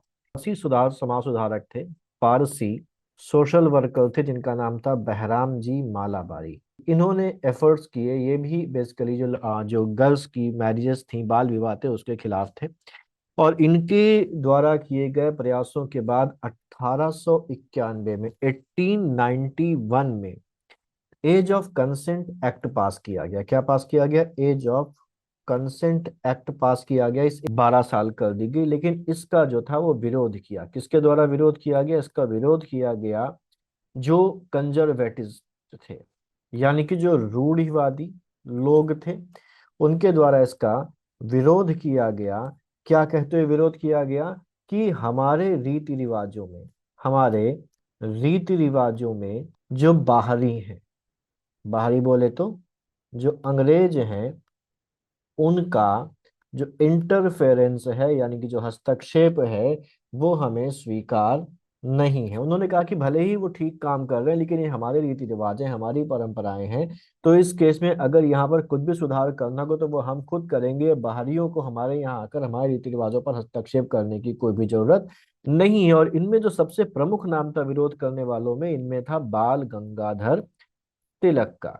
तो बिल्कुल आप देख रहे हैं कि सारी चीजें डिस्कस हैं, कोई भी ऐसी चीज नहीं है जो पढ़ी ना हो, आसान सवाल हो चाहे वो कठिन सवाल हो। यहाँ पर देखिए नीचे दो कथन दिए गए जिसमें से एक को अभिकथन तथा दूसरे को कारण आर कहा गया है। शिवाजी को बड़े देशमुखों के विरोध का सामना करना पड़ा। ये देशमुख स्वतंत्र मराठा राज्य के पक्ष में नहीं थे और बीजापुर के सामंत ही बने रहना चाहते थे। तो शिवाजी के का विरोध करने का मुख्य कारण ये था कि जो देशमुख थे वो ये नहीं चाहते थे कि उनके बीच का कोई आदमी ऊपर बढ़कर उन्हीं के ऊपर शासन करना शुरू कर दे और अपने आप को उनका सर देशमुख घोषित कर दे, उनका राजा घोषित कर दे, जो देशमुख थे वो। ठीक, तो देखिए यहाँ पर ये डिस्कस्ड है। अगला है सर देशमुखी। जो देशमुख शब्द है ना, जैसे विलास राव देशमुख, उनका बेटा रितेश देशमुख, ये टाइटल बन गया। ये देशमुख बेसिकली कहा जाता था उस समय जमींदारों को। तो अब महाराष्ट्र में बहुत सारे जमींदार हैं, देशमुख हैं, तो जो राजा होगा वो जमींदारों से ऊपर होगा कि नीचे होगा? नीचे होगा। जमींदारों से नीचे ऊपर होगा होगा। सर। नीचे क्यों होगा? ऊपर होगा जमींदारों से ऊपर होगा ना, राजा तो सबसे बड़ा है। हाँ हाँ, राजा तो ऊपर होगा सर, जमींदार नीचे होंगे सर। जमींदार नीचे होंगे। तो ये शिवाजी कहते थे कि तुम जमींदार हो और हम तुमसे ऊपर हैं, तो अगर तुम देशमुख हो तो हम सर देशमुख हैं। तो अब क्योंकि तुम देशमुख हो और हम तुम्हारे ऊपर हैं और हम सर देशमुख हैं, तो अब तुमको भी हमें टैक्स देना पड़ेगा। नेक्स्ट क्वेश्चन है कि अशोक के संदर्भ में निम्नलिखित कथनों पर विचार कीजिए। अशोक ने धम्म की जो परिभाषा दी है वो राहुलोवाद सूत्र से ली गई है, और अपने राज्याभिषेक के 14वें वर्ष में अशोक ने धम्म महामात्र नाम के एक नवीन प्रकार के कर्मचारी की नियुक्ति की है।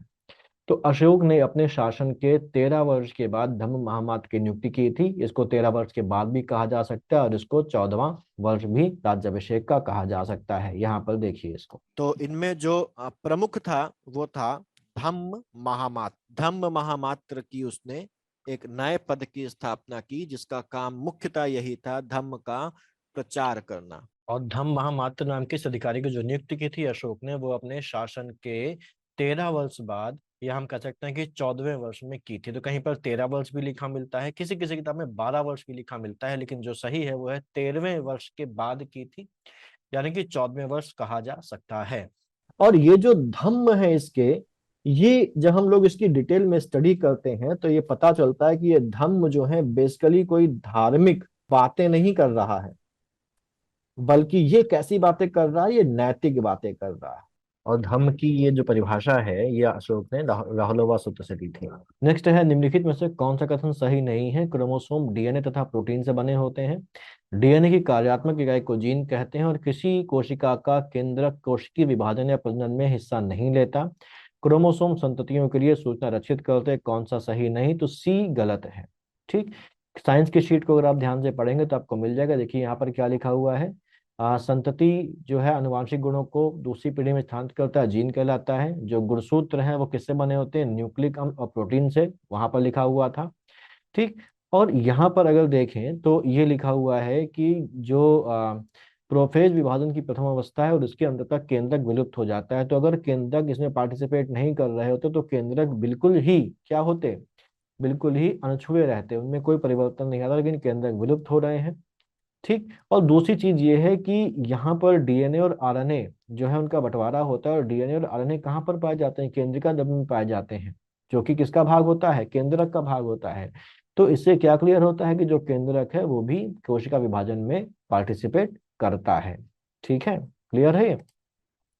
फिर अगला है कि carbon dioxide, sulphur dioxide, nitrous oxide यानी कि NO2 जो गैसें हैं वर्षा जल में घुल जाती है, अम्लीय वर्षा उत्पन्न करती है। तो पहला तो बिल्कुल गलत है, क्योंकि कार्बन डाइऑक्साइड जो है वो किसी भी अम्ल में कन्वर्ट नहीं होता और ये जो है वो अम्लीय वर्षा में पार्टिसिपेट नहीं करता, तो एक गलत हो जाता है। दूसरा जो है कि कार्बन डाइऑक्साइड, सल्फर डाइऑक्साइड और नाइट्रोजन के ऑक्साइड जैसी गैसों की उत्सर्जनता के कारण वायुमंडलीय वायु प्रदूषित होती है ना। देखिए साइंस जो एनवायरमेंट की शीट है उसमें आपको मिल जाएगा कि अम्ल वर्षा प्रभावित देश कौन कौन से, और सल्फर डाइऑक्साइड तथा नाइट्रोजन की ऑक्साइड अम्ल वर्षा के लिए सर्वाधिक उत्तरदायी होते हैं। क्यों? क्योंकि ये जब सल्फर डाइऑक्साइड मिलती है तो वह स्पियोसोफोर बनाती है, सल्फ्यूरिक एसिड बनाती है, और जब नाइट्रोजन की ऑक्साइड पानी के साथ मिलते हैं तो वो नाइट्रिक एसिड बनाते हैं, HNO3 बनाते हैं। तो यहाँ पर कार्बन डाइऑक्साइड का कहीं भी नाम नहीं है। ठीक है, तो ये भी आपको क्लियर हो गया होगा कि पढ़ा हुआ ही आया है। गिनते जाइएगा कितने हो गए। फिर नीचे दो कथन दिए गए हैं, जिनमें से एक को अभिकथन ए तथा दूसरे कारण आर कहा गया है। जूट भारत का विशुद्ध पौधा है। जूट खरीफ की फसल है, इसे फरवरी से जून में बोया जाता है तथा जुलाई से अक्टूबर के मध्य काटा जाता है। ये भी देखिए शीट में भी है, एज वेल एज जो हम लोगों ने क्लास कवर की थी एग्रीकल्चर की यूट्यूब में, उसमें भी है ये। ठीक है, तो यहाँ पर देखिए, तो ये खरीफ की फसल जो है इसकी बुआई कब होती है? इसका सोइंग पीरियड क्या है? जून और जुलाई में इसको बोया जाता है। खरीफ की फसलों में हमारी फसलें हैं, कपास है, धान है, ज्वार है, जूट, मूंगफली, फिर हमारी अगली जो आ जाती है वो है जूट। जूट जो है वो टिलियेसी कुल की फसल है और इसकी उत्पत्ति अफ्रीका और भारत में मानी जाती है। कपास के बाद दूसरी प्रमुख रेशे वाली फसल जूट है। हाँ, यहाँ पर अफ्रीका और भारत इसलिए क्योंकि कुछ लोग इसको मानते हैं कि भारत का विशुद्ध पौधा है, कुछ लोग कहते हैं अफ्रीका से आया था, लेकिन हम एग्जाम के पर्पज से मान सकते हैं कि भारत का विशुद्ध पौधा है, ये मैंने बताया भी है। आगे चलते हैं, आगे चलते हैं। FWD-200B के संदर्भ में निम्नलिखित में से कौन सा कथन सही है? ये भारत का पहला स्वदेशी बम वर्षक UAV विमान है। ठीक है, इसकी पेलोड क्षमता 100 किलोग्राम है। ठीक, अब इसमें कौन से कथन सही है? तो ये शीट में है, मई वाली शीट में है, आप देखिए इसको कि भारत का पहला स्वदेशी बॉम्बर UAV, क्या नाम है इसका? FWD-200B। और ये क्या है? एक लड़ाकू वाहन है, मानव रहित है, मानव रहित इसीलिए UAV कहा जाता है, ऊपर लिखा भी UAV है। और इसकी जो पेलोड है वो कितना है? 100 किलोग्राम का, यानी कि दोनों ही कथन कैसे हैं? सही है। ठीक, ये भी पढ़ा हुआ है। फिर आ जाती है कि इसको सुमेलित करना है, यहाँ पर सैन्य अभ्यास देकर रखे गए, उनकी तारीख देकर रखी गई है। यहाँ पर ध्यान रखिए, तारीख अगर नहीं भी आपको पता है तो अगर आपको महीना पता है, क्योंकि अगर आप करंट मंथली पढ़ते हैं तो आपको ये पता हो जाता है कि भाई इस मंथ में ये वाला हम लोगों ने अभ्यास पढ़ा था, तो एक लिंक बन जाता है।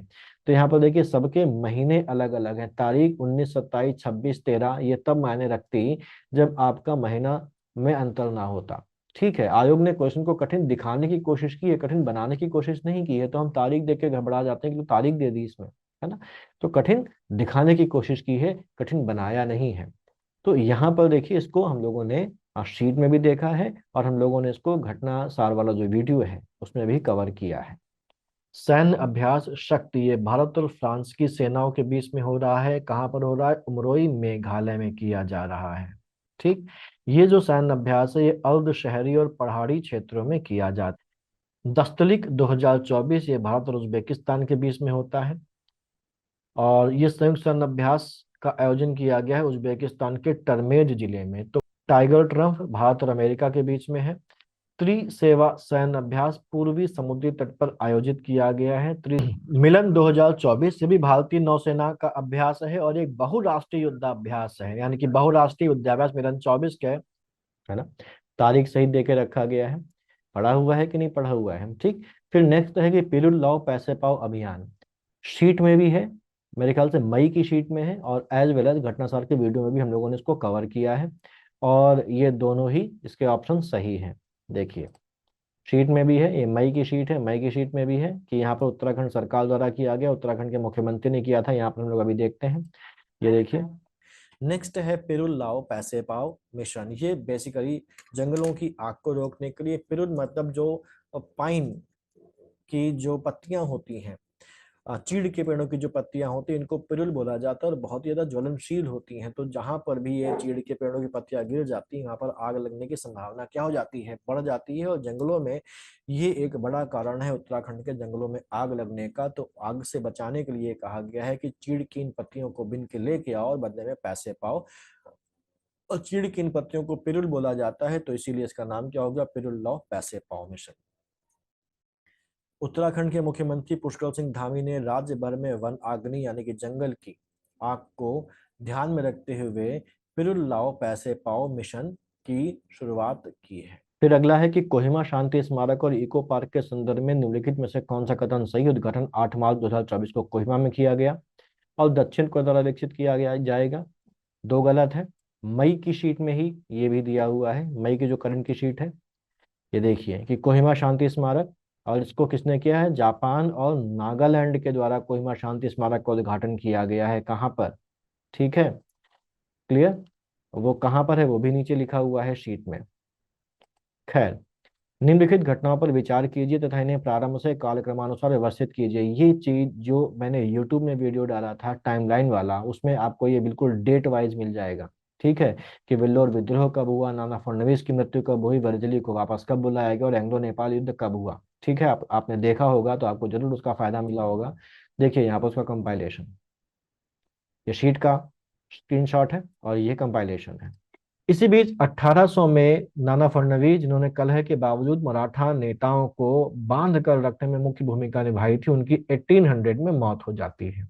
यहाँ ये वेल्लोर विद्रोह जुलाई 1806 में हुआ 1814 1816 में होती है एंग्लो नेपाल वॉर या बक्सर के युद्ध में अंग्रेज सेना को जो नेतृत्व किया था वो हेक्टर मुनरो ने किया था। रॉबर्ट क्लाइव इस समय इंग्लैंड में है, वो वापस जा चुका है। अब जब ये युद्ध हो जाता है तो इस युद्ध के बाद एक संधि होती है 1765 में, जिसको ट्रीटी ऑफ इलाहाबाद कहा जाता है। इस संधि को करने के लिए रॉबर्ट क्लाइव को दोबारा भारत भेजा जाता है बंगाल का गवर्नर बनाकर। तो रॉबर्ट क्लाइव दोबारा से भारत आ रहा है, वो इंग्लैंड चला गया था, लौटा है भारत, बंगाल का गवर्नर बना है और अब वो यहाँ पर इलाहाबाद की संधि करता है। नेक्स्ट है हमारे पास निम्नलिखित पेशवाओं पर विचार कीजिए तथा इन्हें आरोही कालक्रमानुसार व्यवस्थित कीजिए। पेशवा वाली शीट में सीक्वेंस में देके रखा गया है, साथ ही साथ क्लास में मैंने बहुत डिटेल में मराठा पढ़ाया है और सभी मराठाओं के बारे में बताया भी है, सीक्वेंस भी बताया है। ये एक क्लास का वीडियो देखिए। और जो पहले पेशवा थे वो मोरोपंत त्रयंबक पिंगले थे। उस समय पेशवा का पद ना तो आनुवांशिक था और ना ही इतना महत्वपूर्ण था। तो जो आनुवांशिक पेशवा हैं वो हमारे पास कुल 9 पेशवा माने जाते हैं। इनमें वास्तविक पेशवा 2 बाजीराव 2 तक माना जाता है। क्यों? क्योंकि बाजीराव 2 के बाद जो अंग्रेजों ने पेशवा का पद समाप्त कर दिया था, लेकिन नाना साहब क्योंकि बिठूर में एक तरीके से पेशवा की तरह ही रहते रहे तो उनको भी पेशवा माना जाता है। तो कुल हमारे पास यहाँ पर 9 आनुवांशिक पेशवा रहे हैं। इनमें पहले बालाजी विश्वनाथ थे, दूसरे बाजीराव 1 जिनका प्यार से थोरेल बोला जाता था, तीसरे बालाजी बाजीराव, चौथे माधवराव 1, नारायण राव, रघुनाथ राव राघोबा, माधवराव 2, बाजीराव 2 और अंत में नाना साहेब। तो इस सीक्वेंस है, आपने देख लिया, क्वेश्चन हो जाता है इससे। फिर हमारा है सेम वही आ गया रिपीट होके। अब है हमारे पास बंगाल के निम्नलिखित सेन शासकों को आरोही कालक्रमानुसार व्यवस्थित कीजिए। ये ऐसे क्वेश्चन जिसमें बल्लाल सेन, लक्ष्मण सेन, हेमंत सेन, विजय सेन ये आ गया और हम घबरा गए कि ये पता नहीं सेन शासकों को पूछ लिया, हमने तो पढ़ा ही नहीं है, हमने तो नाम ही नहीं सुना बल्लाल सेन का, हेमंत सेन का, विजय सेन का, कैसे क्रम में लगाएं। ये केवल आयोग की एक टैक्टिक होती है कि आपको कंफ्यूज किया जाए, आपका मोरल डाउन किया जाए और आपका एग्जाम खराब करवा दिया जाए और ये चेक किया जाए कि आप इसका आंसर दे पाते हैं कि नहीं दे पाते, क्योंकि इन सवालों का जवाब वही व्यक्ति दे पाएगा जिसका कंसेप्ट क्लियर है, जिसने ढंग से पढ़ाई करी है। और मैंने आपको याद होगा क्लास में कई बार बताया है, मिडिवल पीरियड में कई बार बताया है कि बख्तियार खिलजी जो है जिसने नालंदा विश्वविद्यालय को जलाया था, वो बंगाल जाता और बंगाल के सेन वंश के अंतिम शासक, ध्यान रखिए अंतिम शासक लक्ष्मण सेन को भगा देता है वहां से और सेन वंश का क्या कर देता है, अंत कर देता है। तो यहाँ ध्यान रखिए सेन वंश का अंतिम शासक कौन है, सेन वंश का अंतिम शासक है लक्ष्मण सेन। तो यहाँ पर कोई भी सीक्वेंस हो अंत में किसको आना चाहिए, लक्ष्मण सेन को आना चाहिए। तो लक्ष्मण सेन यानी कि पॉइंट 2 किस में अंत में है, बी में अंत में है, तो सही ऑप्शन क्या होगा, बी, है ना। तो थोड़ी सी दिमाग लगा के थोड़ा सा एनालिसिस करके चीजों का कनेक्ट करके आप ऐसे सवालों का जो देखने में बड़े कठिन लगते हैं बड़ी आसानी से जवाब दे सकते हैं। ठीक है। बैरम खान के संदर्भ में निम्नलिखित कथनों पर विचार करिए। अकबर ने बैरम खान को खाने खाना की उपाधि दी थी। यह उपाधि साम्राज्य के वजीर के रूप में बैरम खान की नियुक्ति के समय नहीं दी गई थी। बड़ा कंफ्यूज किया होगा लोगों को इस सवाल में, लेकिन जिन्होंने मुगल पढ़ा है, जिनको पता है कि बैरम खान किसके समय में आया और बैरम खान को किसने उपाधि दी और कब दी, वो बड़ी आसानी से इस सवाल को सही करके चले आए होंगे अगर उन्होंने ठीक से रिवाइज किया है क्लास को। तो देखिए, वैसे मैं बता दूं कि अकबर ने बैरम खान को खाने खाना की उपाधि नहीं दी थी। अकबर ने खाने खाना की उपाधि दी थी अब्दुल रहीम खाने खाना को, जो बैरम खान का बेटा था। ठीक, बैरम खान को खाने खाना की उपाधि दी थी हुमायूं ने मच्छीवाड़ा के युद्ध के बाद, देखिए यहाँ पर क्लास में। और मच्छीवाड़ा के युद्ध में हुमायूं की तरफ से जो बैरम खान है वो लड़ता है और मच्छीवाड़ा के युद्ध के बाद जो पंजाब है वो हुमायूं और मुगलों के कब्जे में आ जाता है। इस मच्छीवाड़ा के युद्ध में बैरम खान की बहादुरी को देखने के बाद जो हुमायूं है वो बैरम खान को खाने खाना की उपाधि देता है। कौन सी उपाधि देता है, खाने खाना की उपाधि देता है और यार वफादार की उपाधि देता है। ठीक है ना। तो मच्छीवाड़ा के युद्ध के बाद खाने खाने की उपाधि दी थी हुमायूं ने, किसको दी थी, बैरम खान को दी थी। और जाहिर सी बात है कि अभी हुमायूं खुद गद्दी पर नहीं बैठा है, तो ये भी उसके वजीर बनने के पहले की उपाधि है। तो दूसरा जो स्टेटमेंट है वो भी आप यहाँ से पता कर सकते हैं, उसका आंसर दे सकते हैं। ठीक, अब रुद्रम सेकंड मिसाइल के संदर्भ में निम्नलिखित में से कौन सा कथन सही है। हवा से हवा में मार करने वाली मिसाइल है और इसका परीक्षण मई 2024 में राजस्थान में किया गया था। मई 2024 के करंट की शीट से सवाल ये भी आया है। देखिए यहाँ पर देखिए रुद्रा मिसाइल के बारे में यहाँ पर लिखा हुआ है कि ये बेसिकली हवा से सतह पर मार करने वाली मिसाइल है, ना कि हवा से हवा में मार करने वाली मिसाइल है। और इसका जो परीक्षण किया गया था वो कहाँ पर किया गया था, ओडिशा के तट पर किया गया था, ना कि राजस्थान में। जबकि क्वेश्चन में क्या दिया हुआ है, क्वेश्चन में दिया गया राजस्थान। तो ये दोनों ही गलत हैं। ठीक है, इनमें से कोई भी सही नहीं है, तो जवाब होगा ना तो एक ना ही दो। फिर अगला आ जाता है कि सूची को एक को सूची दो से सुमिलित कीजिए और सूचियों के नाम दिए गए कूट का प्रयोग करके सही उत्तर दीजिए। तो यहाँ पर आपको नवनिर्वाचित राज्य प्रमुख और उनके देश बताए गए हैं। इनमें से लगभग दो हम लोगों ने, जो करंट की वीडियो थी उसमें हम लोगों ने डिस्कस किया था, लुआंग कुआंग को डिस्कस किया था। यहाँ पर देखिए ये वीडियो था जो डाला था हम लोगों ने। कौन सा वाला, जो करंट के एमसीक्यूज मैंने करवाए थे उनमें। और जो जनरल ट्रू लैम है वो मई 2024 से अक्टूबर 2024 तक वियतनाम के राष्ट्रपति के पद पर रहे। और अक्टूबर 2024 को वो पद से हट जाते हैं और उनके बाद जो लुआंग कुआंग है वो वियतनाम के नए राष्ट्रपति बन जाते हैं अक्टूबर 2024 से। तो लुआंग कुआंग क्या है, वियतनाम के नए राष्ट्रपति। और ऐसे ही जेरेमिया मानेले, ये क्वेश्चन भी जो एमसीक्यू था उसमें कवर था। जो करंट के एमसीक्यू मैंने करवाए थे, 2-3 वीडियो डाले थे मैंने, और उससे भी कई सारे सवाल आए हैं। तो R21 या मैट्रिक्स MTM क्या है, सीरम इंस्टीट्यूट ऑफ इंडिया द्वारा विकसित मलेरिया के खिलाफ टीका। तो ये जो ए है ये बिल्कुल सही है। आप देखिए यहाँ पर करंट के एमसीक्यू का मैंने स्क्रीनशॉट डाला हुआ है और जो मैंने करवाया था। क्वेश्चन क्या है, हाल ही में Ivory coast R21 matrix M का टीकाकरण शुरू करने वाला दुनिया का पहला देश बन गया है। सीरम इंस्टीट्यूट ऑफ इंडिया तथा यूनिवर्सिटी ऑफ ऑक्सफोर्ड द्वारा यह टीका किस रोग के लिए विकसित किया गया है, जवाब था मलेरिया। हाल ही में आइवरी कोस्ट R21 या मैट्रिक्स M का टीकाकरण शुरू करने वाला दुनिया का पहला देश बन गया है। सीरम इंस्टीट्यूट ऑफ इंडिया और यूनिवर्सिटी ऑफ ऑक्सफोर्ड ने इस वैक्सीन को डेवलप किया है। सवाल यह है कि ये वैक्सीन है किस बीमारी के लिए। तो सिंपल सी चीज है, मैट्रिक्स M लिखा हुआ है, तो ये जो वैक्सीन है ये मलेरिया की वैक्सीन है।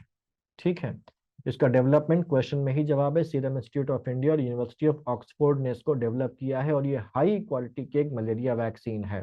तो सही जवाब है इसका बी, यानी कि मलेरिया। नेक्स्ट है, निम्नलिखित युग्मों दक्कन ट्रैप की विशेषता में से कौन सा सही सुमेलित नहीं है। ये सवाल भी हवाई उड़ाने वाला सवाल है, लेकिन ये भी वैसे ही टाटा फिश से है ना।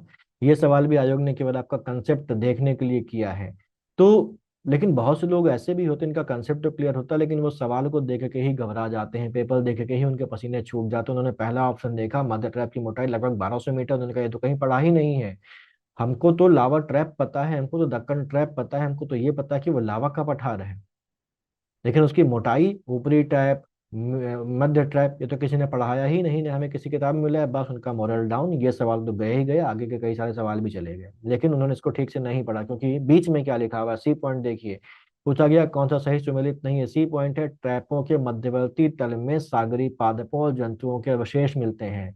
कंसेप्ट क्लियर है तो आप जान जाएंगे कि लावा का पठार जो है वो इग्नियस रॉक से बना होता है, आग्नेय पत्थरों से मिला बना होता है। और लावा के पठार में, लावा पत्थरों में, आग्नेय पत्थरों में कभी भी जीवाश्म नहीं पाए जाते।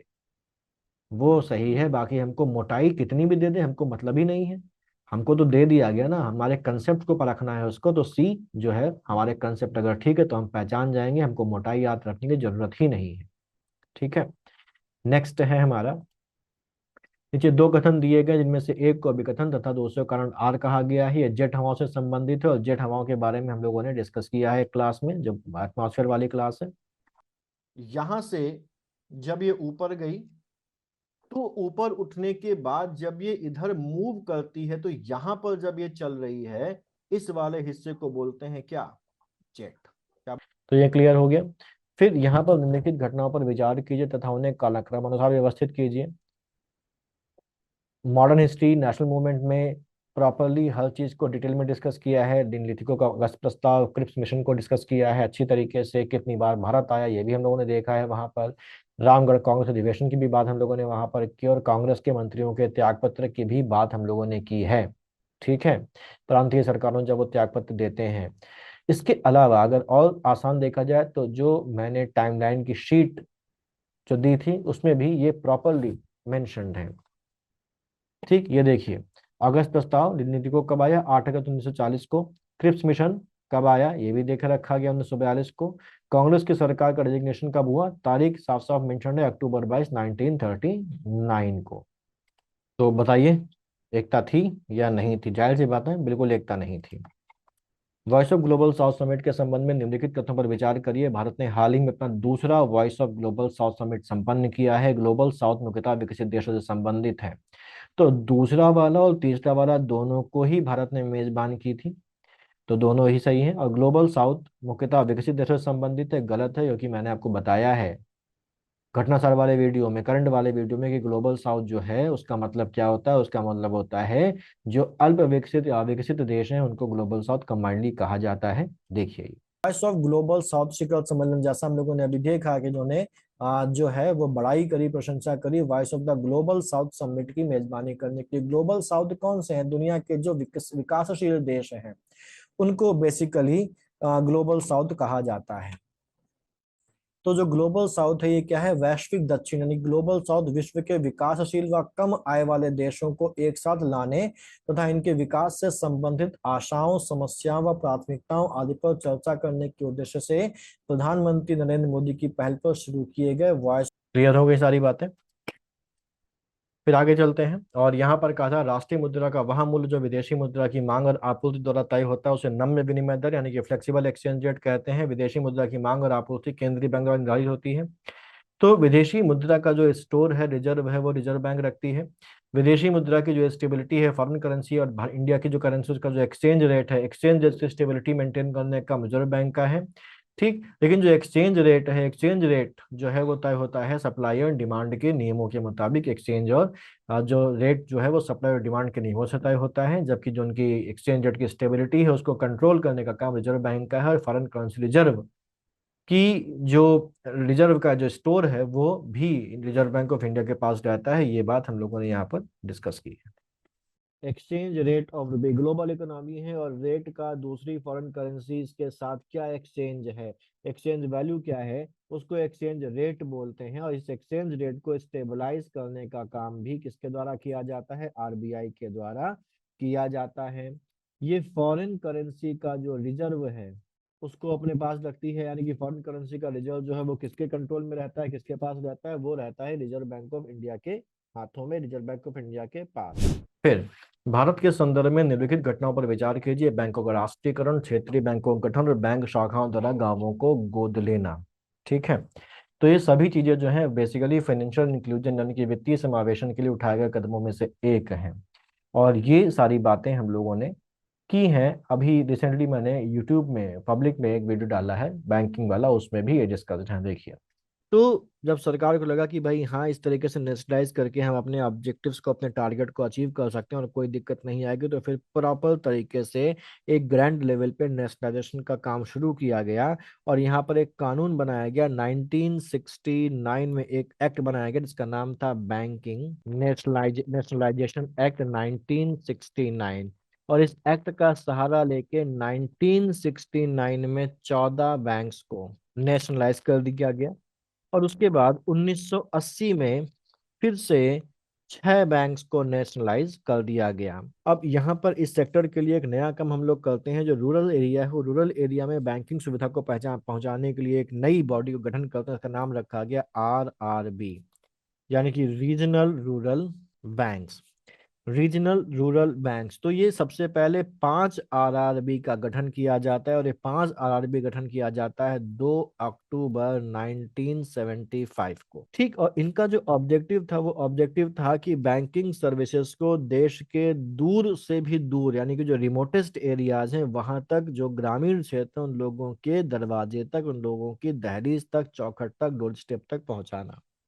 ठीक, और इसके ऑब्जेक्टिव्स में एक चीज और थी कि जो समाज के जो कमजोर वर्ग हैं, जो समाज के जो वीक एरिया लोग हैं, उन लोगों को कंसेशनल रेट पर, कंसेशनल इंटरेस्ट रेट पर जो है फाइनेंस वगैरह प्रोवाइड करना। ये वो लोग थे जो पहले अपनी जरूरतों के लिए लोकल मनी लेंडर, सूदखोरों पर डिपेंडेंट थे। आगे आ जाते हैं, और यहाँ पर देखिए 2 कथन देके रखे गए हैं कि सतत विकास की धारणा को ब्रंटलैंड रिपोर्ट द्वारा लोकप्रिय बनाया गया, और ब्रंटलैंड रिपोर्ट को विकास की सीमा के रूप में भी जाना जाता है। तो अब कथन ए सही है, लेकिन जो आर है वो गलत है। ब्रंटलैंड रिपोर्ट का जो दूसरा नाम है वो है अवर कॉमन फ्यूचर, विकास के लिए सीमा यानी कि लिमिट्स टू ग्रोथ जो है वो एक दूसरी रिपोर्ट है जो रोम क्लब ने जारी की थी। और यहाँ पर अगर हम लोग देखें तो टेस्ट में आया हुआ क्वेश्चन था, और टेस्ट में व्याख्या में आप देख सकते हैं लिखा हुआ है कि सतत विकास की अवधारणा का वास्तविक विकास 1987 में ब्रंटलैंड आयोग की रिपोर्ट अवर कॉमन फ्यूचर के प्रकाशन के साथ हुआ, और इसका आशय है कि वर्तमान और भविष्य की पीढ़ियों के लिए प्राकृतिक संसाधनों को, ठीक है क्लियर, तो ये अवर कॉमन फ्यूचर, तो इसका जो दूसरा नाम है अवर कॉमन फ्यूचर है, ना कि लिमिट्स टू ग्रोथ है। तो ये भी कवर है। 2011 की जनगणना के अनुसार उनकी जनसंख्या के आधार पर निम्नलिखित राज्यों को अवरोही क्रम में लिखिए। बिहार, उत्तर प्रदेश, आंध्र प्रदेश और पश्चिम बंगाल। तो अगर आपको इनका क्रम पता है तो आप आरोही अवरोही किसी भी क्रम में लिख सकते हैं, छोटा बड़ा किसी भी क्रम में लिख सकते हैं, ठीक है। इनको यहाँ पर लिखना डिसेंडिंग ऑर्डर पर, ठीक है, यानी कि बड़े से छोटे की ओर, सबसे ज्यादा से सबसे कम की ओर। तो ये देखिए, ये सर्वाधिक जनसंख्या वाले राज्य ये सेंसस वाली शीट में देके रखे गए हैं। पेज नंबर शायद 4 या 5 है, आप जाके देख सकते हैं। उत्तर प्रदेश, महाराष्ट्र, बिहार, पश्चिम बंगाल, आंध्र प्रदेश, ये 2011 की संसद के हिसाब से ये देके रखा गया है। फिर आ जाते हैं सूची 1 को सूची 2 से सम्मिलित कीजिए और सूचियों के नीचे दिए गए कोड का प्रयोग कर सही उत्तर दीजिए कि मानव विकास रिपोर्ट कौन जारी करता है। विश्व आर्थिक दृष्टिकोण यानी कि वर्ल्ड जो इकोनॉमिक आउटलुक है वो, विश्व निवेश रिपोर्ट और उत्सर्जन अंतरण की एमिशन गैप रिपोर्ट कौन जारी करता है। शीट में आप मिल जाएगा आपको। देखिए, वर्ल्ड इकोनॉमिक आउटलुक कौन जारी करता है, आईएमएफ जारी करता है।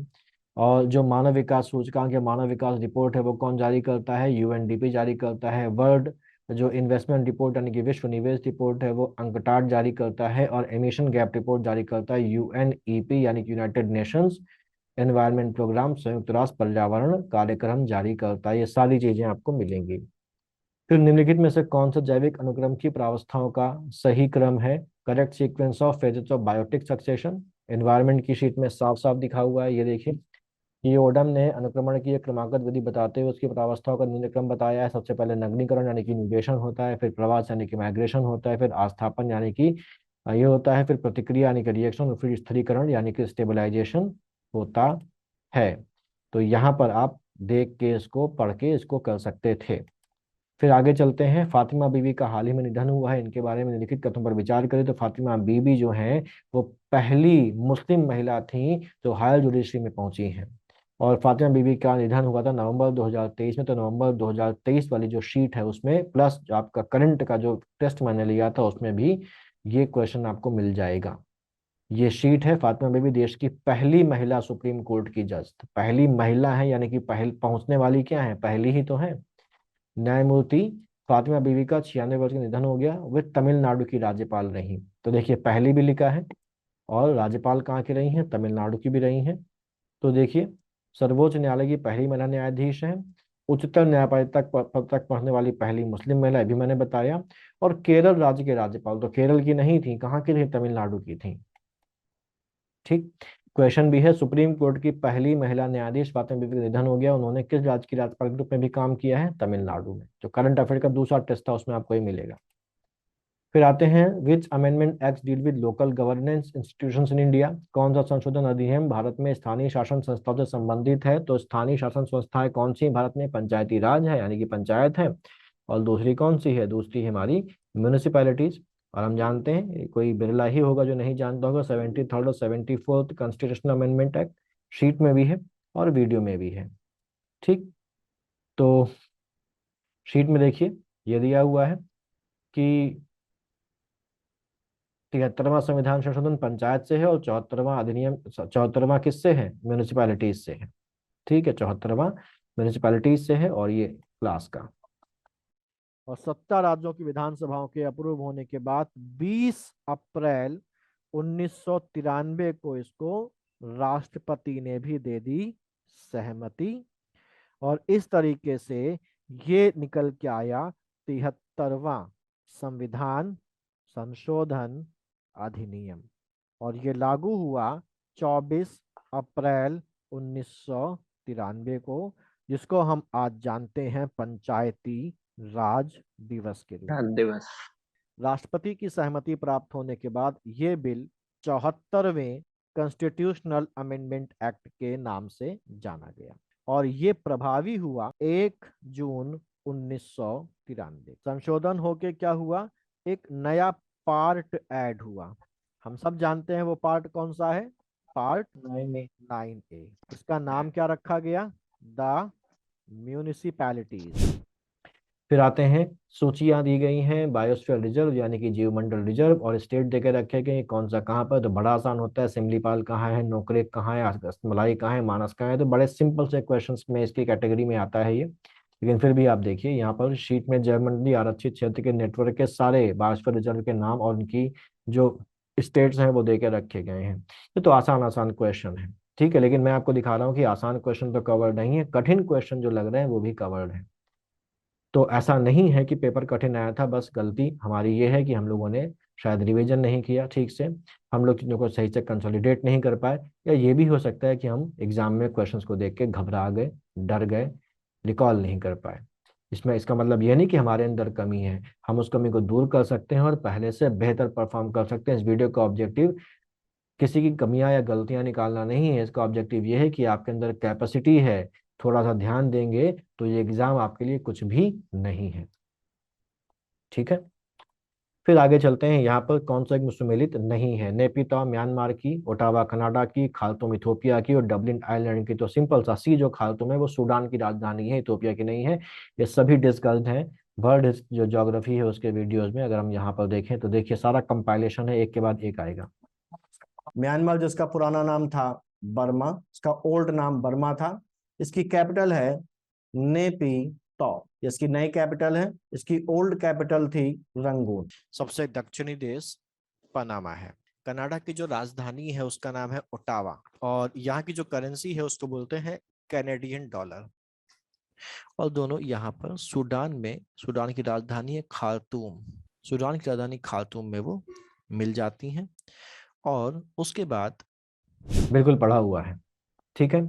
अब नेक्स्ट है कि संघ लोक सेवा आयोग को निम्नलिखित में से किन सोर्सेस से अपनी जो पावर्स हैं वो मिलती है। तो पहली बात तो संवैधानिक संस्था, संविधान से तो मिलती ही मिलती है, प्लस जो संघ लोक सेवा आयोग है उसमें ये भी कहा गया है, जो संविधान है वो ये कहता है कि जो जो पार्लियामेंट है वो पार्लियामेंट अपने उसको अधिकार देकर रखा गया है कि अगर उसको लगता है कि संघ लोक सेवा आयोग की पावर्स को बढ़ाना है तो वो उसकी पावर्स को बढ़ा भी सकती है। संघ लोक सेवा आयोग की पावर्स को बढ़ाने का अधिकार किसको देकर रखा गया, संघ लोक सेवा की पावर को बढ़ाने का अधिकार देकर रखा गया है पार्लियामेंट को, ठीक है। और हम लोग अब आगे चलते हैं, इसका ये देखिए 315 से 323 जो है वो संघ लोक सेवा आयोग से संबंधित है, और यहीं पर एक आर्टिकल है जो पार्लियामेंट को पावर देता है कि वो बना ले उसके लिए कानून, ठीक। फिर यहाँ पर निर्वाचन आयोग 165, राष्ट्रीय पिछड़ा वर्ग आयोग 340, राष्ट्रीय अनुसूचित जाति आयोग 148 और वित्त आयोग 263, कौन सा एक सही सुमेलित है। तो वैसे अगर देखा जाए तो ये हमको सभी लग रहे हैं कि ये सभी सुमेलित नहीं है, क्योंकि निर्वाचन आयोग का 165 नहीं होता है, वित्त आयोग का 263 नहीं 280 होता है, राष्ट्रीय अनुसूचित जाति आयोग का 338 होता है, राष्ट्रीय पिछड़ा वर्ग आयोग का 338B होता है। लेकिन यहाँ पर 340 देके रखा गया है, तो थोड़ा सा ये क्वेश्चन ने घुमाया है, क्योंकि 338B जो है वो राष्ट्रीय पिछड़ा वर्ग आयोग का है, लेकिन 340 भी यहाँ पर लिंक करता है, क्योंकि आर्टिकल 340 में जो संविधान है उस संविधान ने राष्ट्रपति को यह अधिकार दिया है कि वो सोशली और एजुकेशनली जो पिछड़े जो जो जो क्लासेज हैं उनकी स्थिति के इन्वेस्टिगेशन के लिए कमीशन को बना सकती है। तो उस हिसाब से देखा जाए तो बी वाला जो है पिछड़ा वर्ग आयोग और 340 जो है वो एक दूसरे से लिंक करते हैं, तो सही ऑप्शन यहाँ पर बी हो जाएगा। देखिए आर्टिकल 340 राष्ट्रपति को शैक्षणिक, सामाजिक और शैक्षिक रूप से पिछड़े वर्गों की स्थिति की जांच के लिए आयोग बनाने का अधिकार देता है, तो इसके हिसाब से वो लिंक कर रहा है। निर्वाचन आयोग का 324 है, वित्त आयोग का 280 है, राष्ट्रीय अनुसूचित जनजाति आयोग का 338 है, अनुसूचित जनजाति आयोग का 338A है, और फिर राष्ट्रीय पिछड़ा वर्ग आयोग का 338B है, ठीक है। क्लियर कर लेंगे। फिर निम्नलिखित के सही कालानुक्रम की पहचान कीजिए। शंकरी प्रसाद बनाम भारतीय संघ, सज्जन सिंह बनाम राजस्थान राज्य, गोलकनाथ बनाम पंजाब राज्य और केशवानंद भारती बनाम केरल राज्य। ये सारे केस लॉज बहुत डिटेल में हम लोगों ने पढ़े हैं पॉलिटी वाली क्लासेस में, ठीक। कई जगह पढ़े हैं, प्रियम्बल में भी पढ़े हैं, बेसिक स्ट्रक्चर में भी पढ़े हैं, और भी कई जगह जहाँ पर इनकी जरूरत पड़ी, हम लोगों ने बहुत सारे केस लॉस को पढ़े हैं उनके ईयर के साथ। तो मुझे लगता है कि जिन लोगों ने पढ़ा है वो आसानी से उसको कर चुके होंगे। फिर भी क्लासेस में तो बहुत ज़्यादा बिखरा हुआ है ये, और क्लिपिंग बनाने में बहुत बहुत समय लगा मुझे। तो बड़ा ये जो मैं दिखा रहा हूँ ये बड़ा ही बल्कि और बड़ा ही लेंदी काम था। फिर भी यहाँ पर क्लिपिंग तो मैंने नहीं बताई लेकिन बनाई, लेकिन शीट का स्क्रीनशॉट है यहाँ पर कि जो शंकरी प्रसाद केस है वो 1951 का है, गोलकनाथ केस 1967 का, केशवानंद भारती 1973 का, सज्जन सिंह भी कहीं शीट में दिया हुआ है। तो मैंने ढूंढने की ज़्यादा मेहनत नहीं करी। फिर यहाँ पर आ जाते हैं कि भारतीय संविधान का अनुच्छेद 352 आपातकालीन स्थिति की घोषणा से संबंधित है। तो नेशनल जो इमरजेंसी वो 352 में लगती है, और आपातकालीन स्थिति किसी भी समय उत्पन्न हो सकती है। तो आर जो है वो पॉलिटिक्स से संबंधित नहीं है, रीजन से संबंधित है, लॉजिक से संबंधित है कि भाई आपातकालीन स्थिति का मतलब इमरजेंसी, और इमरजेंसी ऐसी चीज है जो कभी भी हो सकती है। वो नेशनल इमरजेंसी भी हो सकती है, वो बाहरी आक्रमण से संबंधित इमरजेंसी भी कभी भी उत्पन्न हो सकती है। उसका कोई निश्चित समय तो है नहीं कि इसी समय इस दिन इतने बजे ही होगी या इतने दिनों के बाद ही होगी, कभी भी हो सकती है। तो आर भी सही है, ए भी सही है। यहाँ पर देखिए आर्टिकल 352 राष्ट्रीय आपातकाल से संबंधित है, ठीक, दिया हुआ है। फिर 147 में ये जो फेडरल स्ट्रक्चर हमारे देश का है उसके संबंध में अलग अलग जो संविधानविद हैं, कॉन्स्टिट्यूशनल जो स्कॉलर्स हैं, उन्होंने अलग अलग बातें हमारे संघवाद के बारे में कही, क्योंकि हमारा जो संघवाद है वो केंद्र की तरफ झुका हुआ है। तो किसी ने इसको सहकारी संघवाद कहा, किसी ने इसको सौदेबाजी वाला संघवाद कहा, बार्गेनिंग फेडरलिज्म में कहा, किसी ने इसको क्वासी फेडरलिज्म यानी कि अर्ध संघवाद कहा है, और किसी ने इसको केंद्रीकरण की प्रवृत्ति वाला संघवाद यानी कि फेडरलिज्म विद सेंट्रलाइजिंग टेंडेंसी कहा है। ये सारे स्टेटमेंट्स हैं, ये सारे जो कोट्स हैं, ये डिस्कस्ड हैं यहाँ पर। केसी वियर ने एक बुक लिखी थी, बुक का नाम था फेडरल गवर्नमेंट। बुक का नाम था फेडरल गवर्नमेंट। इस बुक में केसी वियर ने एक स्टेटमेंट लिखा है कि जो भारत है वो भारत कैसा है, भारत एक क्वासी फेडरल देश है, यानी कि भारत एक अर्ध संघीय देश है। यानी कि ना तो ये पूरी तरीके से संघीय है और ना ही ये पूरी तरीके से एकात्मक है। ग्रैनविल ऑस्टिन ने कहा कि भारत का जो संविधान है या भारत का जो संघीय ढांचा है वो प्योर संघीय नहीं, बल्कि वो कैसा है, वहां पर कोऑपरेटिव फेडरलिज्म में पाया जाता है। ठीक है, कोऑपरेटिव फेडरलिज्म का मतलब हो गया सहकारी संघवाद। सहकारी संघवाद, सहकारी संघवाद के बारे में उन्होंने कहा कि भारत का संविधान जो है, ऐसे यहाँ पर डॉक्टर बी आर अम्बेडकर ने कहा है कि संविधान को संघात्मकता के तंग ढांचे में नहीं ढाला गया है।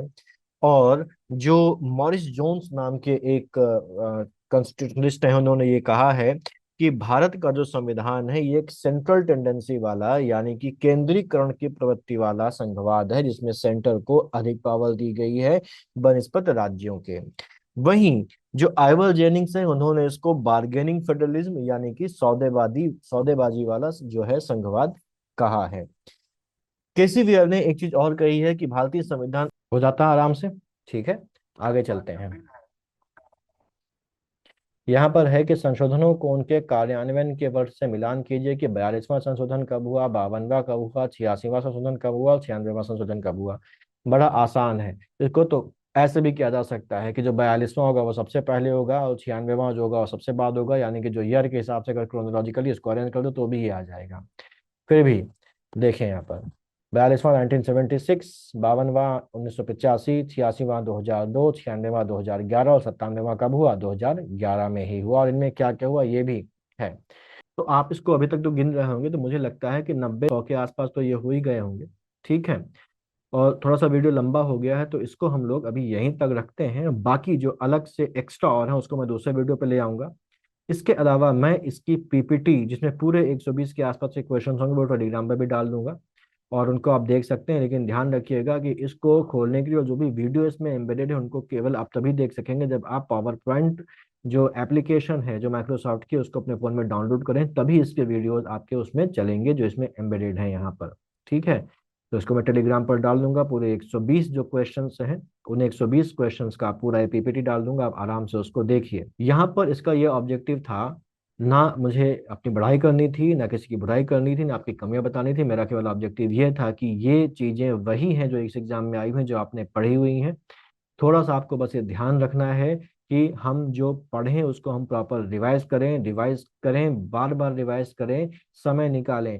कोई भी परिस्थिति हो, आपके पास जॉब हो, आपके ऊपर घर की जिम्मेदारी हो या कोई भी, अगर आपने कोई काम अपने सर पे लिया है, कोई एग्जाम देने की बात आपने सोची है, तो आपको उसको प्रॉपर टाइम देना पड़ेगा, भले ही आपको सर के बल खड़ा होना पड़े। आप एग्जाम देने जा रहे हैं तो उसको ठीक से दीजिए, ठीक है। तभी एग्जाम देने का मतलब है, तभी पढ़ने का मतलब है। और देखिए, कोई भी ऐसा सवाल नहीं है जो बिना पढ़ा आया हो। कहीं ना कहीं मैंने पढ़ाया है, मुझसे नहीं पढ़ा तो कहीं ना कहीं जहां आपने पढ़ा होगा वहां पर आपने इसको जरूर देखा होगा। शर्त यह है कि अगर आपने इसको वाणी टाइप की किताबों से या केवल घटना चक्र या गाइड टाइप किताबों से पढ़ा है तो फिर मुश्किल हो जाएगी, क्योंकि ये सारे सवाल फिर वहां पर शायद आपको ना मिले और फिर आपको पेपर वास्तविकता में कठिन लगेगा।